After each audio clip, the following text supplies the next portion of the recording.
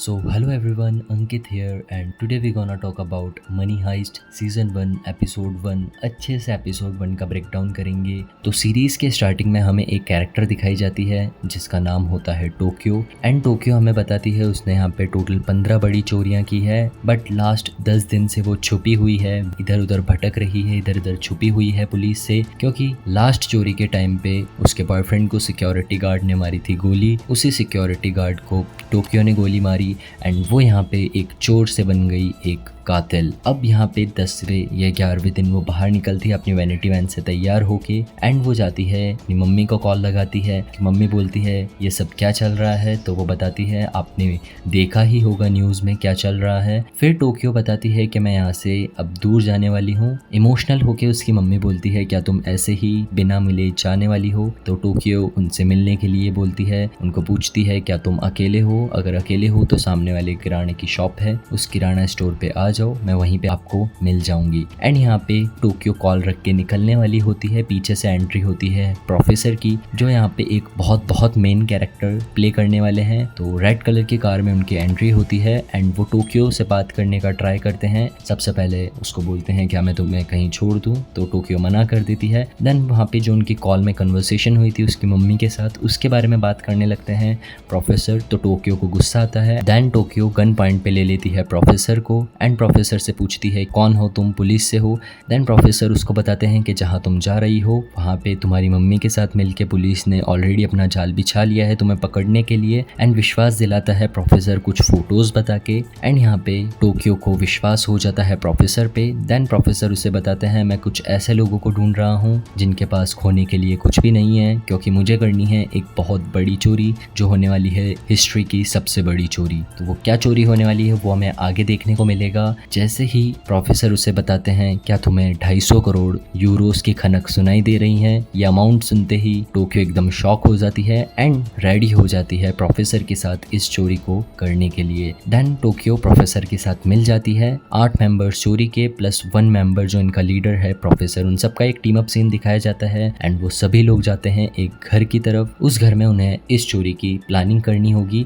वहाँ पे सब लोग बैठ जाते हैं एंड प्रोफेसर अपना लेसन स्टार्ट करते हैं इस चोरी का लेसन 1। 5 महीने तक हम इसकी प्लानिंग करेंगे एंड देन इस चोरी को अंजाम देंगे। कुछ लोग उनसे पूछते भी हैं कि इतने बड़े टाइम तक प्लानिंग, ये कुछ समझ में नहीं आया, बट प्रोफेसर उन्हें बताते हैं ये इतिहास की सबसे बड़ी चोरी होने वाली है। इस चोरी को करने के बाद तुम्हें, तुम्हारे बच्चों को, उनके बच्चों को कभी भी पैसा कमाने की जरूरत नहीं रहेगी। फिर प्रोफेसर यहाँ पे सभी लोगों को कुछ रूल्स बताते हैं जो उन्हें फॉलो करने होंगे। सबसे पहला रूल, कोई भी किसी का रियल नेम नहीं जानता एंड किसी को भी अपना रियल नेम नहीं बताना है। सेकंड रूल, किसी को भी अपनी पर्सनल बातें एक दूसरे से शेयर नहीं करनी है। एंड थर्ड रूल, सबसे मेन रूल, किसी के साथ कोई भी तरह का रिलेशन क्रिएट नहीं करना है। फिर यहाँ पे प्रोफेसर बोलता है सभी लोगों को एक एक नाम सेलेक्ट करने के लिए, कोई भी नाम किसी भी तरह का। फिर यहाँ पे सब लोग डिसाइड करते हैं सिटी का नेम सेलेक्ट करने के लिए। फिर हमें टोक्यो एक एक करके सभी लोगों के बारे में बताती है। सबसे पहले खुद का नाम टोक्यो सेलेक्ट करती है। उसके पीछे जो बैठा है वो है बर्लिन। बर्लिन एक बहुत बड़ा चोर होता है जिसने बहुत बड़ी चोरियां की है, जिसने बहुत बेशकीमती हीरे जवाहरात की चोरी की होती है एंड बर्लिन होता है इस चोरी का इंचार्ज। फिर दिखाए जाते हैं मॉस्को जो काम करते थे खदान खोदने का, बट उनके दिमाग की बत्ती जली एंड वो खदान खोदने की जगह दुकान खोदना शुरू कर देते। एंड फिर उनके पीछे बैठा लड़का टैनवर, नशेड़ी बट चोरियों का उस्ताद। फिर उसके पीछे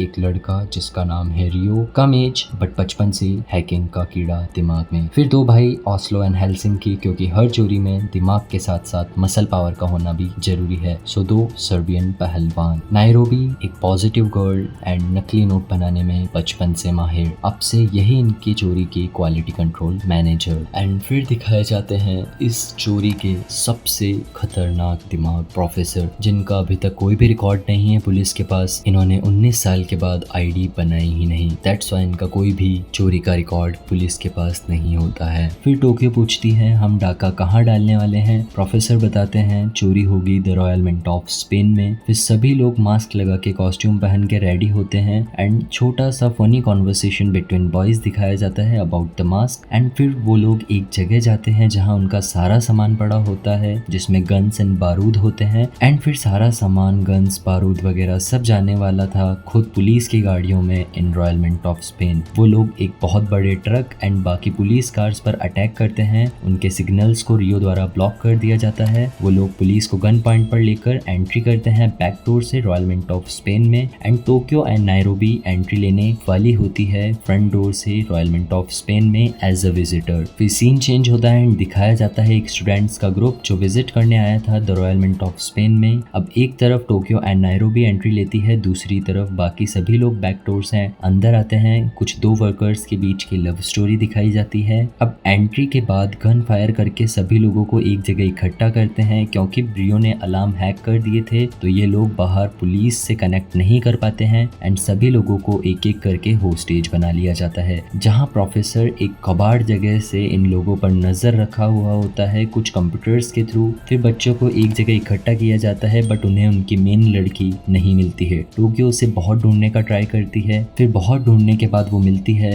वॉशरूम में उसके बॉयफ्रेंड के साथ। अब सभी लोगों को एक जगह इकट्ठा करके उनकी आंखों पर पट्टी लगा दी जाती है। एंड फिर बर्लिन बोलता है आज से यहाँ के करता धरता हम ही होने वाले हैं। उन सभी होस्टेजेस का मोबाइल लेकर मोबाइल के पीछे उनका नाम लिख के एक बोर्ड पर सभी मोबाइल्स को चिपका दिया जाता है। एक तरफ बर्लिन सभी लोगों को समझाता है, वहीं दूसरी ओर मॉस्को रॉयल मिंट की एक बड़ी तिजोरी को अपनी हाई स्किल्स के साथ खोल देता है। एंड तिजोरी में उन्हें मिलता है बहुत सारा पैसा जिसे देखकर डेनवर तो मानो जैसे पागल हो गया था। बट मॉस्को उसे समझाता है। उन दोनों के बीच में एक छोटी सी इमोशनल कॉन्वर्सेशन भी दिखाई जाती है। दूसरी ओर वो लोग अपना टेलीफोन लाइन कनेक्शन बैठाते हैं प्रोफेसर के साथ बात करने के लिए। एंड वहीं हमें एक दिन पहले की रात को हुई टोक्यो एंड रियो के बीच की कॉन्वर्सेशन बताई जाती है जहां रियो एक लॉकेट देता है टोक्यो को जिसमें उसका रियल नेम लिखा होता है। एंड कहानी शिफ्ट होती है करंट टाइम में। अब वो लोग प्लानिंग के हिसाब से पैसों का बैग लेकर रेडी रहते हैं मेन डोर के सामने। अलार्म्स को एक्टिवेट करते हैं एंड पुलिस के आने का इंतजार करते हैं। अब इनका प्लान था ये लोग बाहर निकलेंगे, गोलियां चलाएंगे एंड पुलिस आएगी, इन पे रिवर्स फायरिंग करेगी एंड ये लोग फिर से अंदर आ जाएंगे ताकि पुलिस को ऐसे लगे ये लोग बस चोरी करने आए थे एंड पुलिस के आने एंड गोली चलाने की वजह से ये फिर से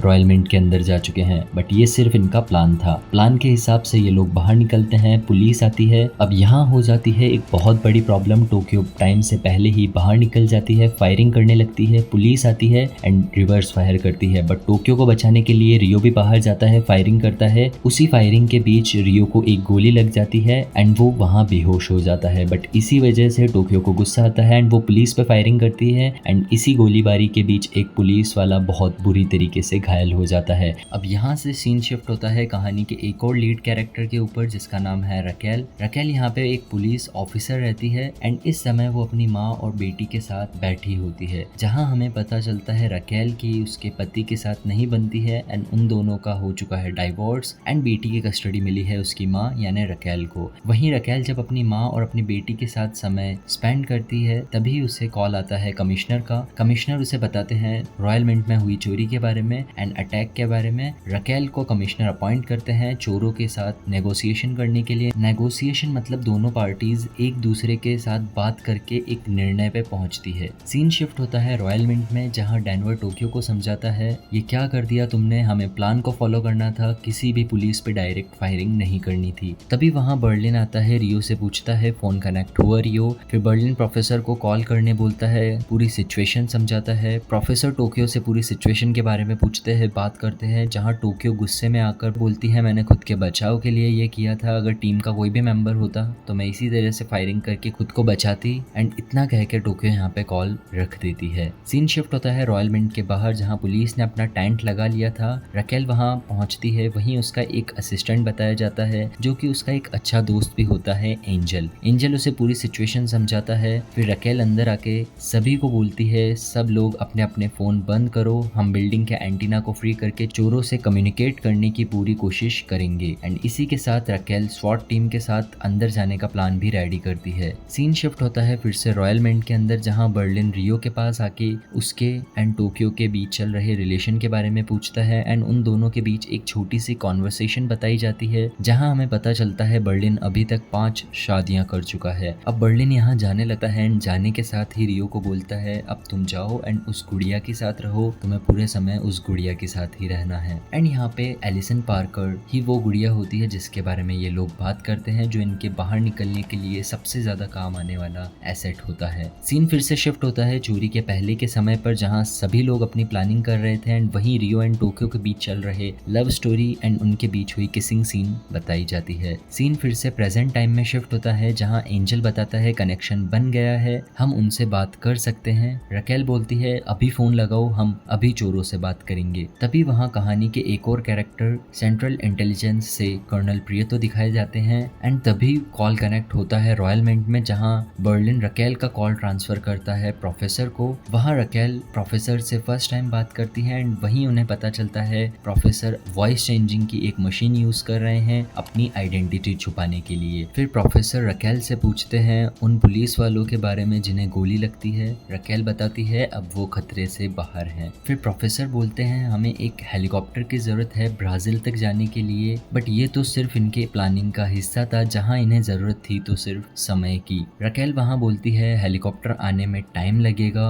एंड पूछती है कुछ और सवाल है तुम्हारा, जहाँ प्रोफेसर बोलते हैं आपने क्या पहना है, आपको नहीं लगता हमारे कपड़े हमारे बारे में बहुत कुछ बताते हैं। एंड इसी के साथ प्रोफेसर टेंट में बैठे बाकी पुलिस ऑफिसर से बात करते हैं एंड बताते हैं हम चोरी करके बाहर निकलने वाले थे बट अब अंदर फंस चुके हैं, बट हमारे पास खुद को बचाने के लिए बहुत सारे हथियार पड़े हैं, उम्मीद है आप होशियारी नहीं करेंगे, क्या मैं भरोसा कर सकता हूँ। रकेल बोलती है हाँ जरूर। तभी रकेल प्रोफेसर से स्कूल के बच्चे जिन्हें होस्टेजेस बनाया है उन्हें छोड़ने के लिए बोलती है एंड प्रोफेसर बोलते हैं मैं इस बारे में सोचूंगा एंड कॉल कट कर देते हैं। तभी टेंट में रकेल एंड कर्नल प्रियतो के बीच में थोड़ी सी अनबन हो जाती है एंड उसी के साथ टेंट के बाहर रॉयल मिंट के बाहर का सीन दिखाया जाता है, जहाँ हेलीकॉप्टर्स, स्नाइपर्स एंड बाकी पुलिस वाले रॉयल मिंट को चारों तरफ से घेर रखे होते हैं एंड पूरे टाइम उन पे नजर रख रहे होते हैं। सीन शिफ्ट होता है पास्ट में, जहाँ सभी चोर लोग बैठे होते हैं, एक दूसरे से बात करते हैं, अपने अपने फ्यूचर प्लान्स बताते हैं, अगर चोरी सक्सेसफुल रहती है तो क्या क्या करेंगे उस पैसे का जो उन्हें चोरी से मिलेगा। तभी मॉस्को बताते हैं मैं तो एक एल्बम रिकॉर्ड करूंगा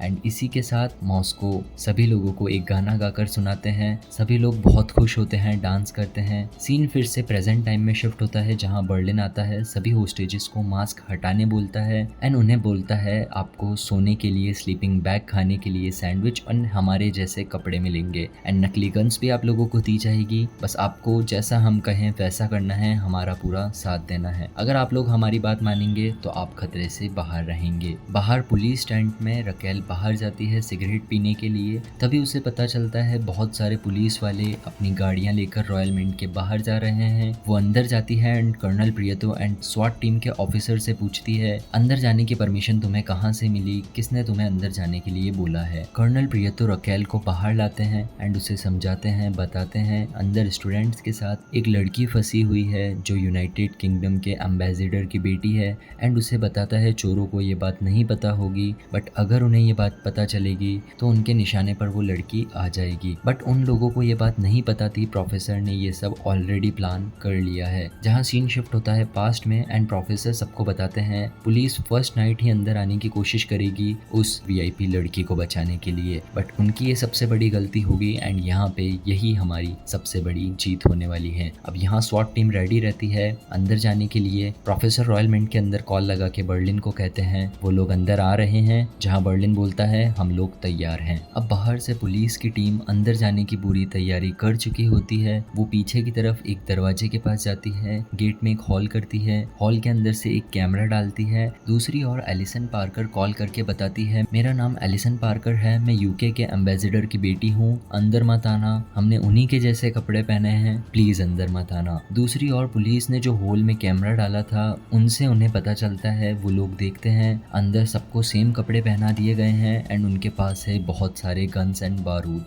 एंड इन्हीं सभी सिचुएशन को देखते हुए उन्हें अपना मिशन अबॉर्ट करना पड़ता है। इसी के साथ प्रोफेसर एंड उनकी टीम का पहला मिशन सक्सेसफुल रहता है एंड उन्हें उनके मेन मिशन को कंप्लीट करने के लिए मिल जाता है अच्छा खासा टाइम, क्योंकि अब इनके पास बहुत सारा टाइम है, ये अपना मेन काम करते हैं शुरू, जहां इन्हें करने थे खुद के नोट प्रिंट। नायरोबी नोट छापने वाले वर्कर्स को लेकर प्रिंटिंग मशीन के पास जाती है एंड यहाँ इनके नोट छपने की शुरुआत हो जाती है जोरों शोरों से। सीन शिफ्ट होता है एक रेस्टोरेंट में जहाँ रकेल आती है एंड बार टेंडर से एक ड्रिंक मांगती है एंड वो घर पे बात करने वाली होती है बट उसका मोबाइल स्विच ऑफ हो जाता है एंड तभी वहाँ हमें पता चलता है उसके पीछे बैठे होते हैं प्रोफेसर एंड प्रोफेसर रकेल से बोलते हैं आप मेरा फ़ोन ले लीजिए बात करने के लिए। अब यहाँ रकेल अपने घर पे अपनी माँ को कॉल करती है एंड बोलती है मैं अब फ्री हुई हूँ एंड जल्द ही घर आ रही हूँ एंड रकेल थोड़ा साइड में होके कमिश्नर को कॉल करके एक वॉइस मैसेज छोड़ती है, अगर इस मिशन को इंटेलिजेंस टीम हैंडल कर रही है अपने पॉलिटिकल फायदे के लिए तो मैं अपनी इच्छा से ये केस छोड़ रही हूँ एंड ये कहकर वो कॉल रख देती है। जब रकेल एंड प्रोफेसर बैठे होते हैं वहीं टीवी में एक न्यूज़ चलती है जहाँ उस चोरी के बारे में बताया जाता है एंड रकेल की कुछ क्लिप्स भी वहाँ न्यूज़ चैनल पे दिखाई जाती है। रकेल को टीवी पे प्रोफेसर देख के उससे पूछते हैं मैम ये तो आप ही है ना। वहीं हम व्यूअर्स को पता चलता है रॉयल मिंट के बाहर बैठे होते हैं न्यूज़ रिपोर्टर एंड 24 घंटे ये न्यूज़ लाइव चल रही होती है एंड प्रोफेसर वहीं बैठी रकेल से पूछते हैं आप जब उन चोरों से बात करती हैं तो उनकी मांगों को तुरंत पूरा कर देती हैं, जहां रकेल बोलती है हर केस की सिचुएशन अलग होती है बट हम टाइम तो मांगते ही हैं ताकि सब काम आसानी से हो जाए एंड सिचुएशन कंट्रोल में आ जाए। अब यहाँ सीन शिफ्ट होता है रॉयल मिंट में जहाँ टोक्यो बताती है हम टाइम खरीद रहे थे जहाँ हर घंटे 8 मिलियन यूरोस वो लोग छाप रहे थे। प्रोफेसर की भी सारी टीम पर नजर थी। टोक्यो बताती है हम शिफ्ट में कैदियों पर नजर रखते थे एंड 20 घंटों में हमने 52 मिलियन यूरोस छाप दिए थे। सब शांति से चल रहा था बट ये एक बड़े तूफान के आने के पहले की शांति थी। सीन शिफ्ट होता है बर्लिन पे जो सोती हुई एक होस्टेज गस्तम्पीदे के पास आता है एंड उसे उठा के बोलता है हमें आपसे एक मदद चाहिए एंड बर्लिन मोनिका को लेके मेन डोर से बाहर आते हैं एंड मोनिका को एक लेटर पढ़ने बोलते हैं जहाँ पुलिस फोर्स भी रेडी थी। मोनिका अपना मास्क हटाती है एंड बोलती है प्लीज कोई गोली मत चलाना, मेरा नाम मोनिका गस्तम्पीदे है, मैं बस ये लेटर पढ़ने आई हूँ। अंदर 67 कैदी हैं एंड सभी सही सलामत हैं, हम सभी को एक जैसे कपड़े पहनाए गए हैं। तभी एक स्नाइपर बताता है मेगाफोन पकड़ा हुआ आदमी उसे ऑर्डर दे रहा है, वो हमारे निशाने पर है, शूट करने की परमिशन दीजिए। बट एंजल उसे मना कर देता है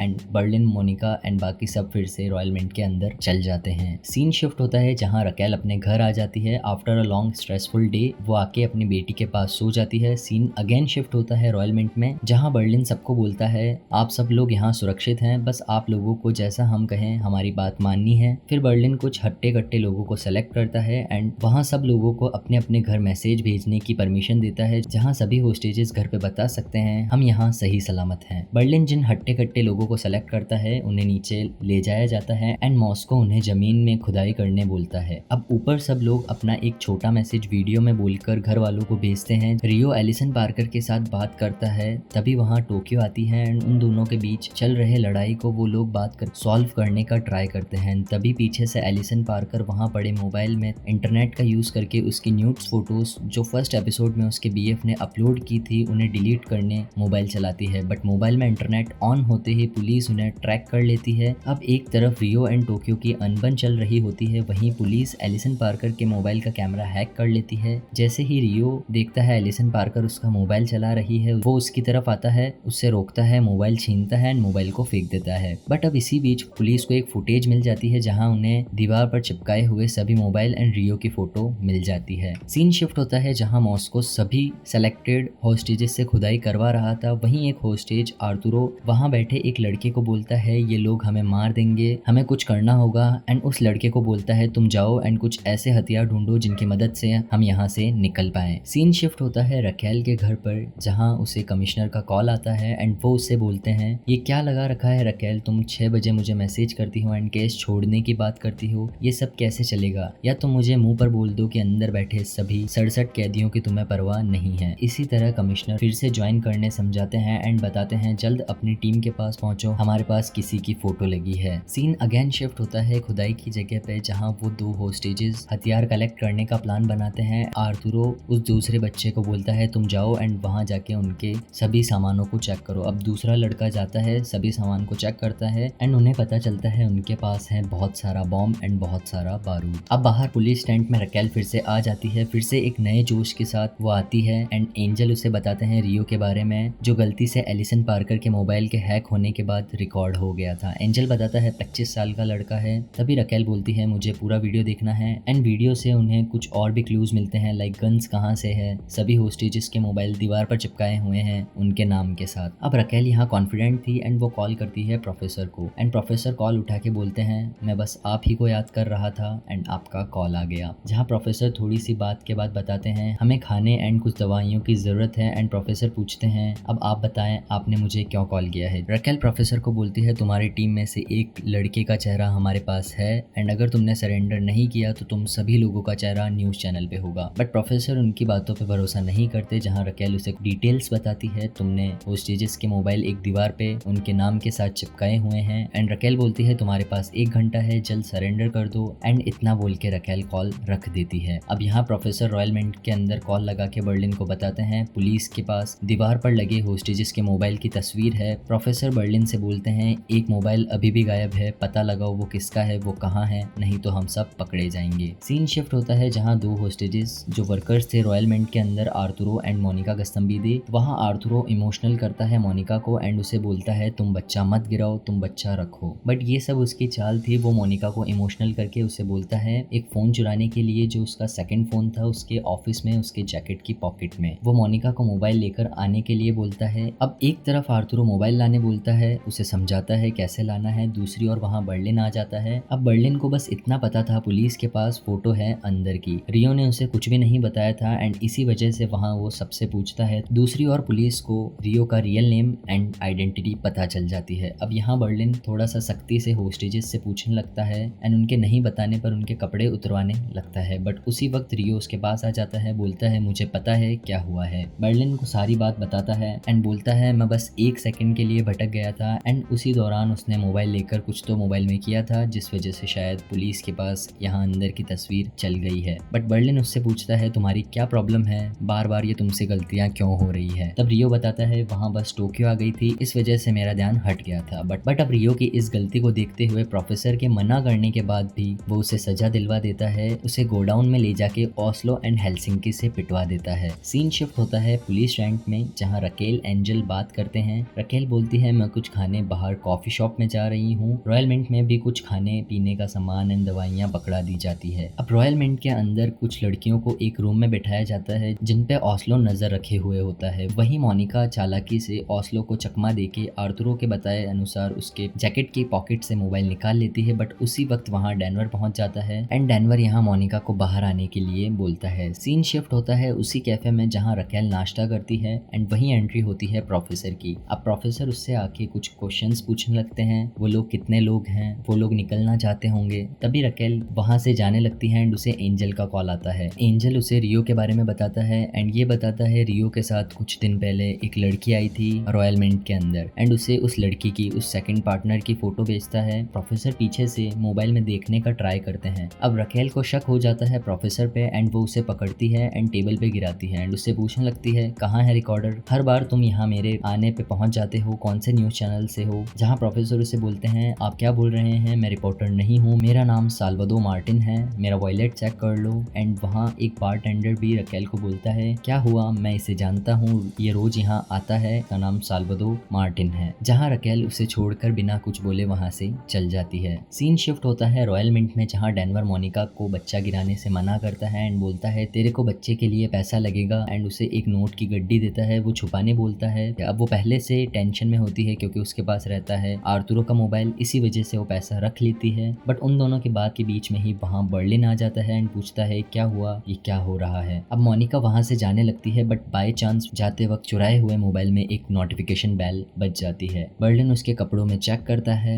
जहाँ पहले उसे डेनवर के दिए हुए पैसे मिलते हैं एंड बाद में उसे मिलता है वही चुराया हुआ मोबाइल। अब बर्लिन डेनवर से बोलता है ये सब बात अगर इसने बाकी सबको बता दी तो हमारी क्या इज्जत रह जाएगी, इसे मार डालो। अब डेनवर यहाँ गुस्सा होता है क्योंकि वो उसे मारना नहीं चाहता था बट बर्लिन का ऑर्डर था। सीन शिफ्ट होता है जहाँ रियो मार खा के ऊपर आता है एंड टोक्यो उसे देखती है एंड एकदम गुस्से में आ जाती है एंड वो उसी समय गुस्से के अंदर कुछ कैमरा को गोली मारकर फोड़ देती है जिनसे प्रोफेसर सभी लोगों पर नजर रखे हुए थे। एंड प्रोफेसर को कॉल लगा के बोलती है अब किसी ने उस पर हाथ उठाया तो गोली पर अगला नाम होगा हेलसिंकी का, बर्लिन का या फिर तुम्हारा। एंड एक तरफ बर्लिन रियो भी वहाँ आ जाते हैं, दूसरी ओर डेनवर मोनिका को वॉशरूम में लेके जाता है, उसे मारने वाला होता है। प्रोफेसर उसे बताते हैं तुम्हारी वजह से हमारा एस्केप प्लान बर्बाद हो गया है, पुलिस के पास तुम्हारी एंड रियो की तस्वीर है एंड वो जानते हैं तुम लोग कौन हो, तुम दोनों हर न्यूज़ चैनल पर हो। एंड इतना बोलकर प्रोफेसर कॉल रख देते हैं एंड ये सुन के टोक्यो भी थोड़ी शांत हो जाती है। अब दूसरी ओर डेनवर मोनिका को नीचे बैठने बोलता है एंड नीचे बैठने के बाद मोनिका को गन पॉइंट पर लेता है एंड यहाँ एक गन फायर की आवाज़ आती है। वहाँ सभी होस्टेजेस गोली की आवाज़ सुन के शॉक हो जाते हैं, चिल्लाने लगते हैं। नायरोबी वहाँ सबको शांत करती है, बट वहीं हमें पता चलता है डेनवर मोनिका को नहीं मार पाया,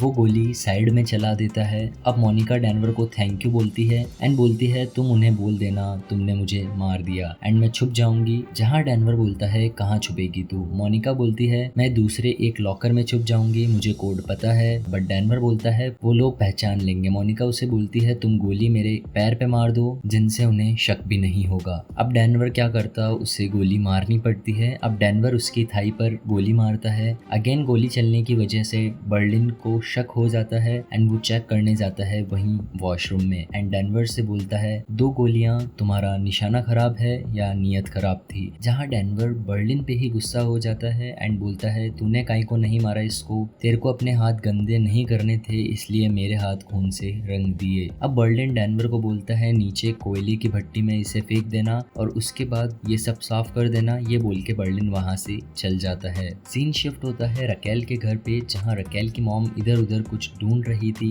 एंड हम व्यूवर्स को पता चलता है उसकी मॉम को भूलने की बीमारी है, इसलिए वो सब चीजें छोटी छोटी चिट्स बना के उनपे लिख लेती है। एंड वहीं ढूंढने पर उसे एक चिट मिलती है जिसमें लिखा होता है पाउला यानी रकेल की बेटी, उसका उसके पिता के साथ मिलना मना है। बट शी रियलाइज कि उसने पाउला को उसके पिता के साथ भेज दिया है एंड वो एकदम से पैनिक हो जाती है। सीन शिफ्ट होता है उसी जगह जहाँ प्रोफेसर सब पर नजर रखे हुए थे। वहीं 1 आवर का टाइम जो रकेल ने प्रोफेसर को दिया था वो खत्म हो जाता है एंड रकेल प्रोफेसर को कॉल करती है। प्रोफेसर खुद को थोड़ा शांत करते हैं एंड कॉल उठाते हैं। रकेल प्रोफेसर से बोलती है तुम्हारा समय समाप्त हो चुका है, अब मैं जानना चाहती हूँ तुमने क्या सोचा है। जहाँ प्रोफेसर बात को टालते हुए रकेल से पूछते हैं बचपन में तुम्हें किस तरह के खेल पसंद थे एंड रकेल उसे थोड़े बहुत खेल जो उसने बचपन में खेले थे वो बताने लगती है। वहीं प्रोफेसर उसे बोलते हैं मैं चोर पुलिस का गेम खेलता था एंड तुम्हें पता ही होगा उसमें जो पुलिस बनता था उसको सबको पकड़ना होता था एंड जो पकड़ा जाता था वो बाहर। बट मुझे याद नहीं किसी भी बच्चे ने आज तक कभी पकड़े जाने के पहले सरेंडर किया हो। जहाँ रकेल बोलती है बच्चों के उस खेल में 8 से 16 साल की सजा नहीं होती थी। प्रोफेसर बात पे एग्री करके बोलते हैं बट मैंने अपने सभी साथियों से बात की, उन सब की राय पता है क्या, हम अपने फैसले पर कायम हैं एंड हमें तो लगता है हम कभी जेल जाएंगे ही नहीं। वहीं रकेल पूछती है तुम्हें क्या चाहिए। प्रोफेसर उसे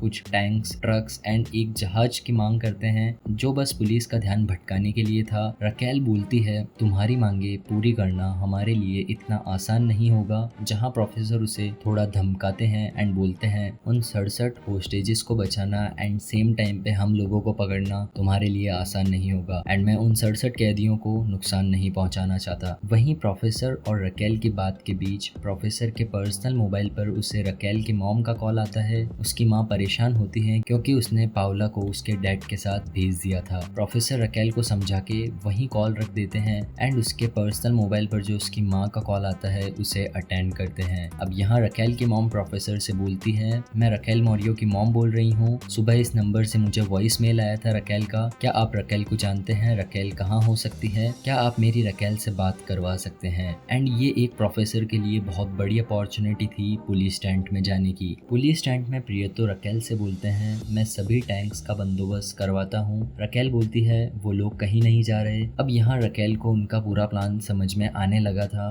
रकेल सबको समझाती है उन्होंने तिजोरी खोली बट उन्हें पैसा नहीं चाहिए था, उन्होंने पुलिस के आने का इंतजार किया, उन पर गोलियां चलाई एंड पैसों की बिना परवाह करे 2 बैग्स पैसों के बाहर ही छोड़कर अंदर चले गए एंड वो अंदर फंसे होने का नाटक कर रहे हैं जिनसे उन्हें उनकी मांगे पूरी करवाने का वक्त मिले। अब यहाँ पुलिस टेंट में ये लोग उनका प्लान समझने लगे थे एंड रकेल बोलती है ये सब गन्स, मास्क सब उनके प्लान का हिस्सा था। जहाँ प्रियतो पूछते हैं 8 मिलियन यूरोज लेकर जाने से बेहतर भला उनका और क्या प्लान हो सकता है। जहाँ सडनली रकेल रियलाइज कि वहाँ वो लोग अंदर अपने लिए अपने खुद के नोट छाप रहे हैं, इसलिए वो हमसे ऐसी चीजों की डिमांड कर रहे हैं जो हमें लाने के लिए टाइम लगेगा एंड उन्हें टाइम मिलेगा खुद के पैसे छापने के लिए। सीन शिफ्ट होता है रॉयल मिंट में, जहाँ डेनवर घायल मोनिका को लेकर आता है एक तिजोरी के बाहर। मोनिका उस तिजोरी को खोलती है। अब यहाँ पुलिस स्टैंड के बाहर प्रोफेसर आते हैं एंड अंदर जाने जाने लगते हैं, बट पुलिस उन्हें बाहर रोकती है। प्रोफेसर बोलते हैं रकेल मोरियो के लिए फ़ोन है एंड अर्जेंट कॉल है। जहां अब चालाकी से प्रोफेसर अंदर चल जाते हैं, रकेल को मोबाइल देते हैं एंड बोलते हैं ये थोड़ा शायद अर्जेंट है, आपकी मॉम का कॉल आया है, मुझे लगता है शायद वो आपकी बेटी के बारे में कुछ कहना चाहते हैं। रकेल की मॉम रकेल से बात करती है एंड उन्हें बताती है पाउला अपने पापा के साथ बाहर चल गई है। ये बात सुन के रकेल एकदम टेंशन में आ जाती है एंड वहाँ से डायरेक्ट घर जाने लगती है। अब यहाँ प्रोफेसर पुलिस स्टैंड में सब चीजें एनालाइज करते हैं, जहाँ एंजल उसे एक पुलिस ऑफिसर के साथ बाहर भेजता है। सीन अगेन शिफ्ट होता है रॉयल मिंट में, जहाँ बर्लिन सबको शांत करके बोलता है आपने जो 2 गोलियों की आवाज सुनी वो पुलिस के साथ हुई मुठभेड़ की थी। अब यहाँ बर्लिन एक मोबाइल के रिंगटोन बजाता है जो उसे मोनिका से मिला था एंड पूछता है आप लोग मुझे खुद बताएं ये मोबाइल किसका है। तभी वहाँ टोक्यो उसके पास आ जाती है एंड सबके सामने पूछती है सबने गोलियों की आवाज सुनी है, क्या हुआ है। बर्लिन उसे एक रूम में लेके जाता है। अब यहाँ नायरोबी, टोक्यो, बर्लिन एंड बाकी सब होते हैं एंड सब लोग बर्लिन से बोलते हैं किसी को मारना नहीं था। टोक्यो से पूछती है किसने मारा, बर्लिन वहाँ बताता है डेनवर ने। यहाँ रूम में सब लोग बर्लिन से नाखुश थे क्योंकि किसी को भी नहीं मारना उनके मिशन का सबसे मेन एंड इम्पोर्टेंट रूल था। अब रियो प्रोफेसर को कॉल लगाने लगता है ये बात बताने के लिए। तभी बर्लिन उससे मोबाइल लेते हैं एंड बोलते हैं शांत बेटा। तभी टोक्यो टेबल पर गन रख के बोलती है रियो कॉल लगाओ प्रोफेसर को। रियो प्रोफेसर को कॉल लगाता है बट प्रोफेसर उस समय पुलिस स्टैंड के बाहर थे, इस वजह से कॉल नहीं उठाते। अब यहाँ पे बर्लिन कॉल नहीं उठाने पर बोलता है उन्हें खाना है, पीना है, सोना है एंड बाकी काम भी करने हैं एंड मैं यहाँ किस लिए हूँ, तुम सभी लोगों का इंचार्ज। इन सभी लोगों की बात के बीच में वहाँ मॉस्को आते हैं, पूछते हैं यहाँ क्या चल रहा है, तुम लोगों की आवाज बाहर तक आ रही है। जहाँ टोक्यो उसे बताती है बर्लिन ने एक होस्टेज को मरवा दिया है। मॉस्को थोड़े शॉक होते हैं एंड पूछते हैं किसने मारा। टोक्यो बताती है डेनवर ने एंड ये सुन के मॉस्को की हिम्मत टूट जाती है। वही सीन शिफ्ट होता है चोरी के पहले मॉस्को एंड टोक्यो की थोड़ी बहुत बातचीत दिखाई जाती है, जहाँ मॉस्को उससे बोलते हैं ये काम मेरे छोकरे डेनवर के लायक नहीं है, लेकिन जब प्रोफेसर ने प्लान के बारे में बताया तो मैं उसको अपने साथ लेके आया। सीन और ज्यादा पास्ट में शिफ्ट होता है जहाँ मॉस्को जेल से बाहर आए थे एंड डेनवर उसका बेटा उन्हें लेने आया था। दोनों एक दूसरे को देखकर बहुत खुश होते हैं, गले मिलते हैं, बट वहीं थोड़ा इमोशनल सीन दिखाया जाता है जहाँ डेनवर उसे बताता है उसने 800 गोलियां कहीं खो दी है किसी ड्रग डीलर की। डेनवर उसके डैड को बताता है उसका बॉस बहुत हरामी है एंड वो मुझे पकड़कर मेरे हाथ पांव तोड़ देगा, जिससे सबके बीच में उनका डर बन जाए। डेनवर के पास बिल्कुल पैसे नहीं थे, इस वजह से मॉस्को उसे भी इस प्लान में शामिल कर लेते हैं। मॉस्को टोक्यो से बोलते हैं हमने बहुत सारी चोरियां की, डाका डाला, बट अब इन सब चोरियों से दूर, उधारी से दूर अपने बेटे के साथ कहीं और जाना चाहते हैं। सीन शिफ्ट होता है प्रेजेंट टाइम में, जहां मॉस्को डेनवर को घूमते हुए उसी वॉशरूम में चल जाते हैं। वो देखते हैं डेनवर खून साफ कर रहा था। मॉस्को डेनवर से पूछते हैं तूने मारा, बट मॉस्को के पीछे बर्लिन खड़ा होता है, इस वजह से डेनवर को उस समय हाँ बोलना पड़ता है। ये सुन के मॉस्को बहुत शॉक हो जाते हैं, उन्हें सांस नहीं आती एंड पैनिक अटैक आ जाता है एंड वो वहीं बेहोश हो जाते हैं। सीन शिफ्ट होता है रकेल के घर पर, जहाँ रकेल आती है, उसकी मॉम से मिलती है एंड उसे पता चलता है उसका एक्स हस्बैंड उसकी बेटी के साथ रूम में है, बट उसका एक्स हस्बैंड को कोर्ट से ऑर्डर था कि वो रकेल के घर नहीं आ सकता एंड उसकी बेटी से 15 दिन के पहले नहीं मिल सकता। अब यहाँ रकेल उसकी मॉम के साथ पाउला को भेज देती है एंड वहाँ वो उसके एक्स हस्बैंड को हथकड़ी पहनाने लगती है क्योंकि उसने रेस्ट्रिक्शन ऑर्डर्स का उल्लंघन किया था एंड वहीं उसका हस्बैंड उसे बोलता है तुम मुझे हथकड़ी पहनाओगी एंड ये बोलकर वो वहाँ से चल जाता है। अब रकेल बहुत परेशान होके वहीं बैठ जाती है। तभी उसकी जैकेट की पॉकेट में प्रोफेसर यानी साल्वाडो मार्टिन के फोन पे कॉल आता है। वो उस फोन को गलती से अपने साथ ले आई थी। वो कॉल अटेंड करती है जहाँ प्रोफेसर उसे बोलते हैं रकेल मैं सेल्वा बोल रहा हूँ, शायद तुम जल्दबाजी में मेरा मोबाइल ले गई थी। सीन शिफ्ट होता है रॉयल मिंट में, जहाँ मॉस्को को एक रूम में ले जाके चद्दर उड़ा के लेटा दिया जाता है। वहीं बर्लिन मॉस्को को रेस्ट करने देता है एंड डेनवर को फिर से बाथरूम साफ करने भेजता है। सीन अगेन शिफ्ट होता है उसी रेस्टोरेंट में जहाँ प्रोफेसर पहले से बैठे होते हैं, रकेल का इंतजार कर रहे होते हैं। रकेल वहाँ प्रोफेसर को उनका मोबाइल लौटाने आती है एंड सॉरी मांगती है परेशानी के लिए, जहाँ प्रोफेसर बोलते हैं कोई बात नहीं, इट्स टोटली ओके। फिर प्रोफेसर रकेल से उसकी बेटी के बारे में पूछते हैं अब आपकी बेटी ठीक तो है। रकेल बोलती है मैंने तुम्हें पकड़ा, तुम्हारी तलाशी ली, तुम्हारा मोबाइल लेकर चल गई बिना तुम्हारी परमिशन के, फिर भी तुम्हें मेरी परवाह है। जहाँ प्रोफेसर बोलते हैं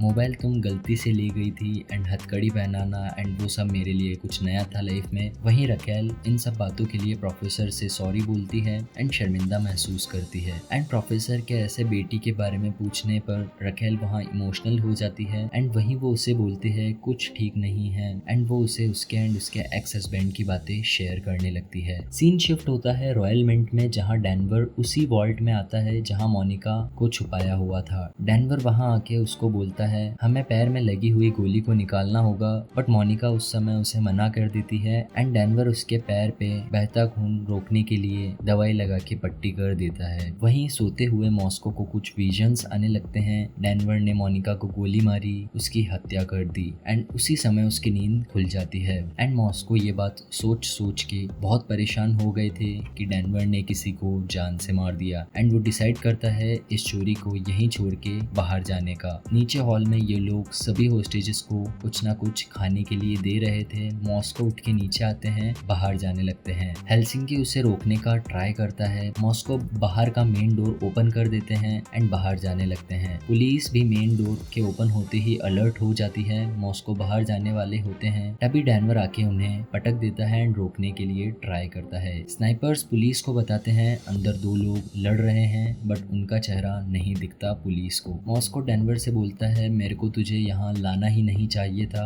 क्यों मारा तूने उसे। अब एक तरफ स्नाइपर रेडी होते हैं, दूसरी ओर टोक्यो गेट बंद करती है। वहीं डेनवर मॉस्को को बोलता है मैंने उसे नहीं मारा, वो अभी तक जिंदा है। एंड वहीं गेट बंद हो जाते ही मॉस्को भी अंदर रुक जाते हैं। सीन शिफ्ट होता है रेस्टोरेंट में, जहाँ रकेल प्रोफेसर के साथ बैठी होती है एंड बात कर रहे होते हैं वो दोनों एक दूसरे से। जहाँ रकेल प्रोफेसर को अपनी पर्सनल लाइफ की बातें शेयर करती है। रकेल बताती है उसका एक्स हस्बैंड कैसे उसे मारता था, कैसे उसके साथ बिहेव करता था एंड उनकी दूरियां अब करीबियों में बदलने लगती है। तभी वहाँ उन दोनों की बात के बीच में एंजल आ जाता है एंड उसे बताता है रॉयल मिंट में कुछ हलचल हुई है, मेन डोर कुछ देर के लिए खोला गया था एंड वहाँ लड़ाई हो रही थी। एंड तब रकेल वहाँ से एंजल के साथ चल जाती है। अब जैसे ही रकेल एंड एंजल वहाँ से चल जाते हैं, प्रोफेसर भी जल्दी से वहाँ से निकल के वहाँ पहुँचते हैं जहाँ से वो सभी लोगों पर नजर रखे हुए थे। अब यहाँ डेनवर कुछ होस्टेजेस छत पे ले जाने वाला होता है ताकि मॉस्को थोड़ी खुली हवा में जा पाए। अब यहाँ डेनवर, मॉस्को एंड बाकी होस्टेजेस छत पे आते हैं, गन्स लेके। पुलिस भी उन पर नजर रखे हुए होती है। प्रोफेसर भी एक पुलिस के रेडियो के थ्रू सब बातें सुनते हैं। प्रोफेसर बर्लिन को कॉल लगा के पूछते हैं ये लोग छत पे क्या कर रहे हैं। बर्लिन प्रोफेसर से बोलता है मॉस्को को हवा खिलाने डेनवर उसे छत पे लेके गए हैं एंड बोलता है हम इस बात पे कभी राजी नहीं होते,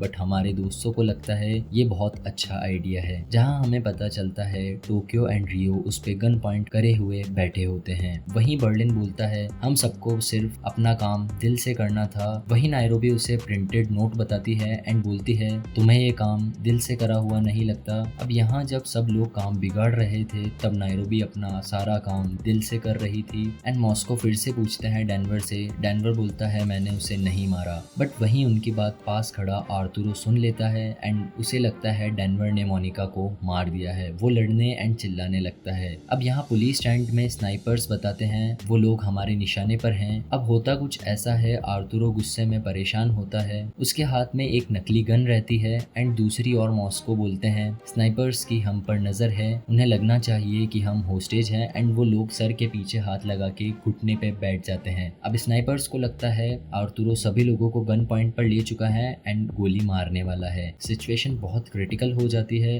आर्तुरो हाथ में गन लिए बार बार उन्हें पूछता है तुमने क्या किया मोनिका के साथ। दूसरी ओर पुलिस को लगने लगता है वो होस्टेजेस को मारने वाला है। रकेल स्नाइपर्स को ऑर्डर देती है शूट हिम एंड एक स्नाइपर आर्तुरो के कंधे पर गोली मार देता है एंड आर्तुरो वहीं गिर जाता है एंड गिरते ही उसके चेहरे से उसका मास्क हट जाता है। जहां पुलिस को पता चलता है वो फैक्ट्री डायरेक्टर आर्तुरो रोमान है। आर्तुरो के कंधे पर गोली लगने की वजह से वो घायल तो हुआ था बट मरता नहीं है, बट उसकी हालत बहुत खराब हो जाती है, कंधे से खून बहने लगता है। अब यहाँ डेनवर उसके कंधे पर एक कपड़ा लगाता है एंड डेनवर एंड मॉस्को मिलके उसे नीचे हॉल में लेके जाते हैं। नीचे हॉल में टोक्यो, डेनवर एंड बाकी सब लोग उसका इलाज करने का ट्राई करते हैं। खून रोकने के लिए एक दवाई लगाई जाती है। दूसरी ओर फायरिंग की न्यूज चैनल पर आने लगती है। अंदर रॉयल मिंट में आर्तुरो चोरों से डिमांड करता है प्लीज मुझे अपनी बीवी से एक बार बात करवा दीजिए। अब यहाँ सीन पास्ट में शिफ्ट होता है जब ये सभी लोग चोरी की प्लानिंग कर रहे थे एंड हम लोगों को पता चलता है प्रोफेसर ने इन सभी लोगों को थोड़ी बहुत मेडिकल ट्रेनिंग भी दी थी। वो सब लोगों को बताता है किस तरह से कौन सी मसल कहाँ पे होती है एंड किस तरह गोली निकाली जा सकती है, ताकि कभी भी कुछ भी ऐसी सिचुएशन बने जहाँ किसी को गोली लगे तो वो लोग खुद का इलाज खुद कर पाए, क्योंकि कुछ भी हो ये लोग रॉयल मिंट से बाहर नहीं जा सकते थे चाहे किसी को भी गोली लगे। एंड वहीं जब नायरोबी लेटी होती है एंड टोक्यो उसकी बॉडी पे प्रैक्टिस कर रही होती है तब उसके पेट पे उसे एक निशान दिखता है एंड उस निशान को देखकर टोक्यो को पता चलता है नायरोबी के कोई ना कोई बेटी या फिर बेटा है। सीन प्रेजेंट टाइम में शिफ्ट होता है जहाँ रकेल प्रोफेसर को कॉल करती है। प्रोफेसर उसे बोलते हैं तुमने एक होस्टेज पे गोली चलवाई एंड अब तुम उसे बचाने अंदर आने के लिए मुझे कॉल करके परमिशन मांग रही हो। रकेल उसे बोलती है हम एक एम्बुलेंस भेज देंगे, जहाँ प्रोफेसर साफ मना कर देते हैं एंड बोलते हैं कोई कहीं नहीं जाएगा। बट रकेल उसे बोलती है अगर तुमने हमें अंदर नहीं आने दिया एंड वो होस्टेज मारा गया तो लोग तो यही कहेंगे कि चोरों ने मेडिकल टीम को अंदर नहीं आने दिया, इस वजह से एक होस्टेज की मौत हुई एंड ये बात हम दोनों के लिए अच्छी नहीं रहेगी। जहाँ प्रोफेसर बोलते हैं सर्जिकल टूल्स के साथ डॉक्टर्स की टीम अंदर आ सकती है, आने पर खबर कर देना। एंड प्रोफेसर रकेल से बोलते हैं उस होस्टेज की एक रिक्वेस्ट है, वो उसकी बीवी से बात करना चाहता है एंड ये बोल के प्रोफेसर कॉल कट कर देते हैं। अब यहाँ रकेल बहुत घबराने लगती है ये सब बात सोच सोच के कि उसने एक बेकसूर होस्टेज पे गोली चलवा दी जिसकी वजह से उसकी जान अब खतरे में है। एंड वो थोड़ी देर के लिए पुलिस स्टैंड से बाहर चल जाती है। वो एक एम्बुलेंस में बैठ के वहां से जाने लगती है, तभी एम्बुलेंस में उसका फ्रेंड एंजल आ जाता है। सीन शिफ्ट होता है रॉयल मिंट के अंदर जहाँ डेनवर मॉस्को को उसी वॉल्ट में लेकर आता है जहाँ उसने घायल मोनिका को छुपाया हुआ था एंड वहीं उन्हें पता चलता है मोनिका वहां नहीं थी। सीन अगेन शिफ्ट होता है एम्बुलेंस में जहाँ रकेल उसकी मॉम को कॉल करके बात करती है। उसने जल्दबाजी में जो होस्टेज पे गोली चलाई वो उसकी मॉम को बताती है एंड उसकी मॉम से बात करके उसे अब थोड़ा सही लगता है। सीन पास्ट में शिफ्ट होता है जहां अब टोक्यो उस लड़ाई के बाद नायरोबी के रूम में आती है, उससे माफी मांगती है। टोक्यो उससे पूछती है कितने साल का है तुम्हारा लड़का, जहां नायरोबी उसे बताती है 7 साल का एंड उन दोनों के बीच में थोड़ी बहुत कॉन्वर्सेशन दिखाई जाती है। नायरोबी उसे बताती है वो एंड उसका लड़का साथ रहते थे। एक दिन वो उसके लड़के को घर पर छोड़कर ड्रग बेचने बाहर गई थी। वो सिर्फ 5 मिनट के लिए बाहर गई थी बट उसी बीच पुलिस ने उसे पकड़ लिया था, ड्रग डीलिंग के केस में अरेस्ट कर लिया था एंड उसके बेटे को पुलिस अपने साथ ले गई थी। अब नायरोबी बहुत टाइम तक जेल में थी एंड उसके बेटे को किसी दूसरी फैमिली के पास दे दिया गया था। अब उन दोनों की बात के थोड़ी देर बाद टोक्यो टकीला लेके आती है एंड नाइट में पार्टी का माहौल बन जाता है। वो दोनों टकीला पीते हैं, सॉन्ग चलाते हैं एंड डांस करते हैं। वहीं गानों की तेज आवाज सुन के वहाँ प्रोफेसर आ जाते हैं। प्रोफेसर उन्हें बोलते हैं सुबह की 4 बज चुकी है, अब तुम दोनों को सो जाना चाहिए, कल हमारी प्लास्टिक एक्सप्लोजिव पर क्लास भी है। सीन शिफ्ट होता है प्रेजेंट में जहाँ डेनवर मॉस्को मोनिका को ढूंढ रहे थे एंड उन्हें मोनिका वॉशरूम में मिलती है जहाँ उन्हें पता चलता है मोनिका को वॉमिटिंग हो रही है एंड उसकी हालत खराब हो रही है। उसकी हालत को देखते हुए अब मॉस्को बोलते हैं हमें इसके पैर में लगी हुई बुलेट को निकालना पड़ेगा। दूसरी ओर एम्बुलेंस में एंजल रकेल को बोलता है मुझे डॉक्टर्स के साथ अंदर जाने दो।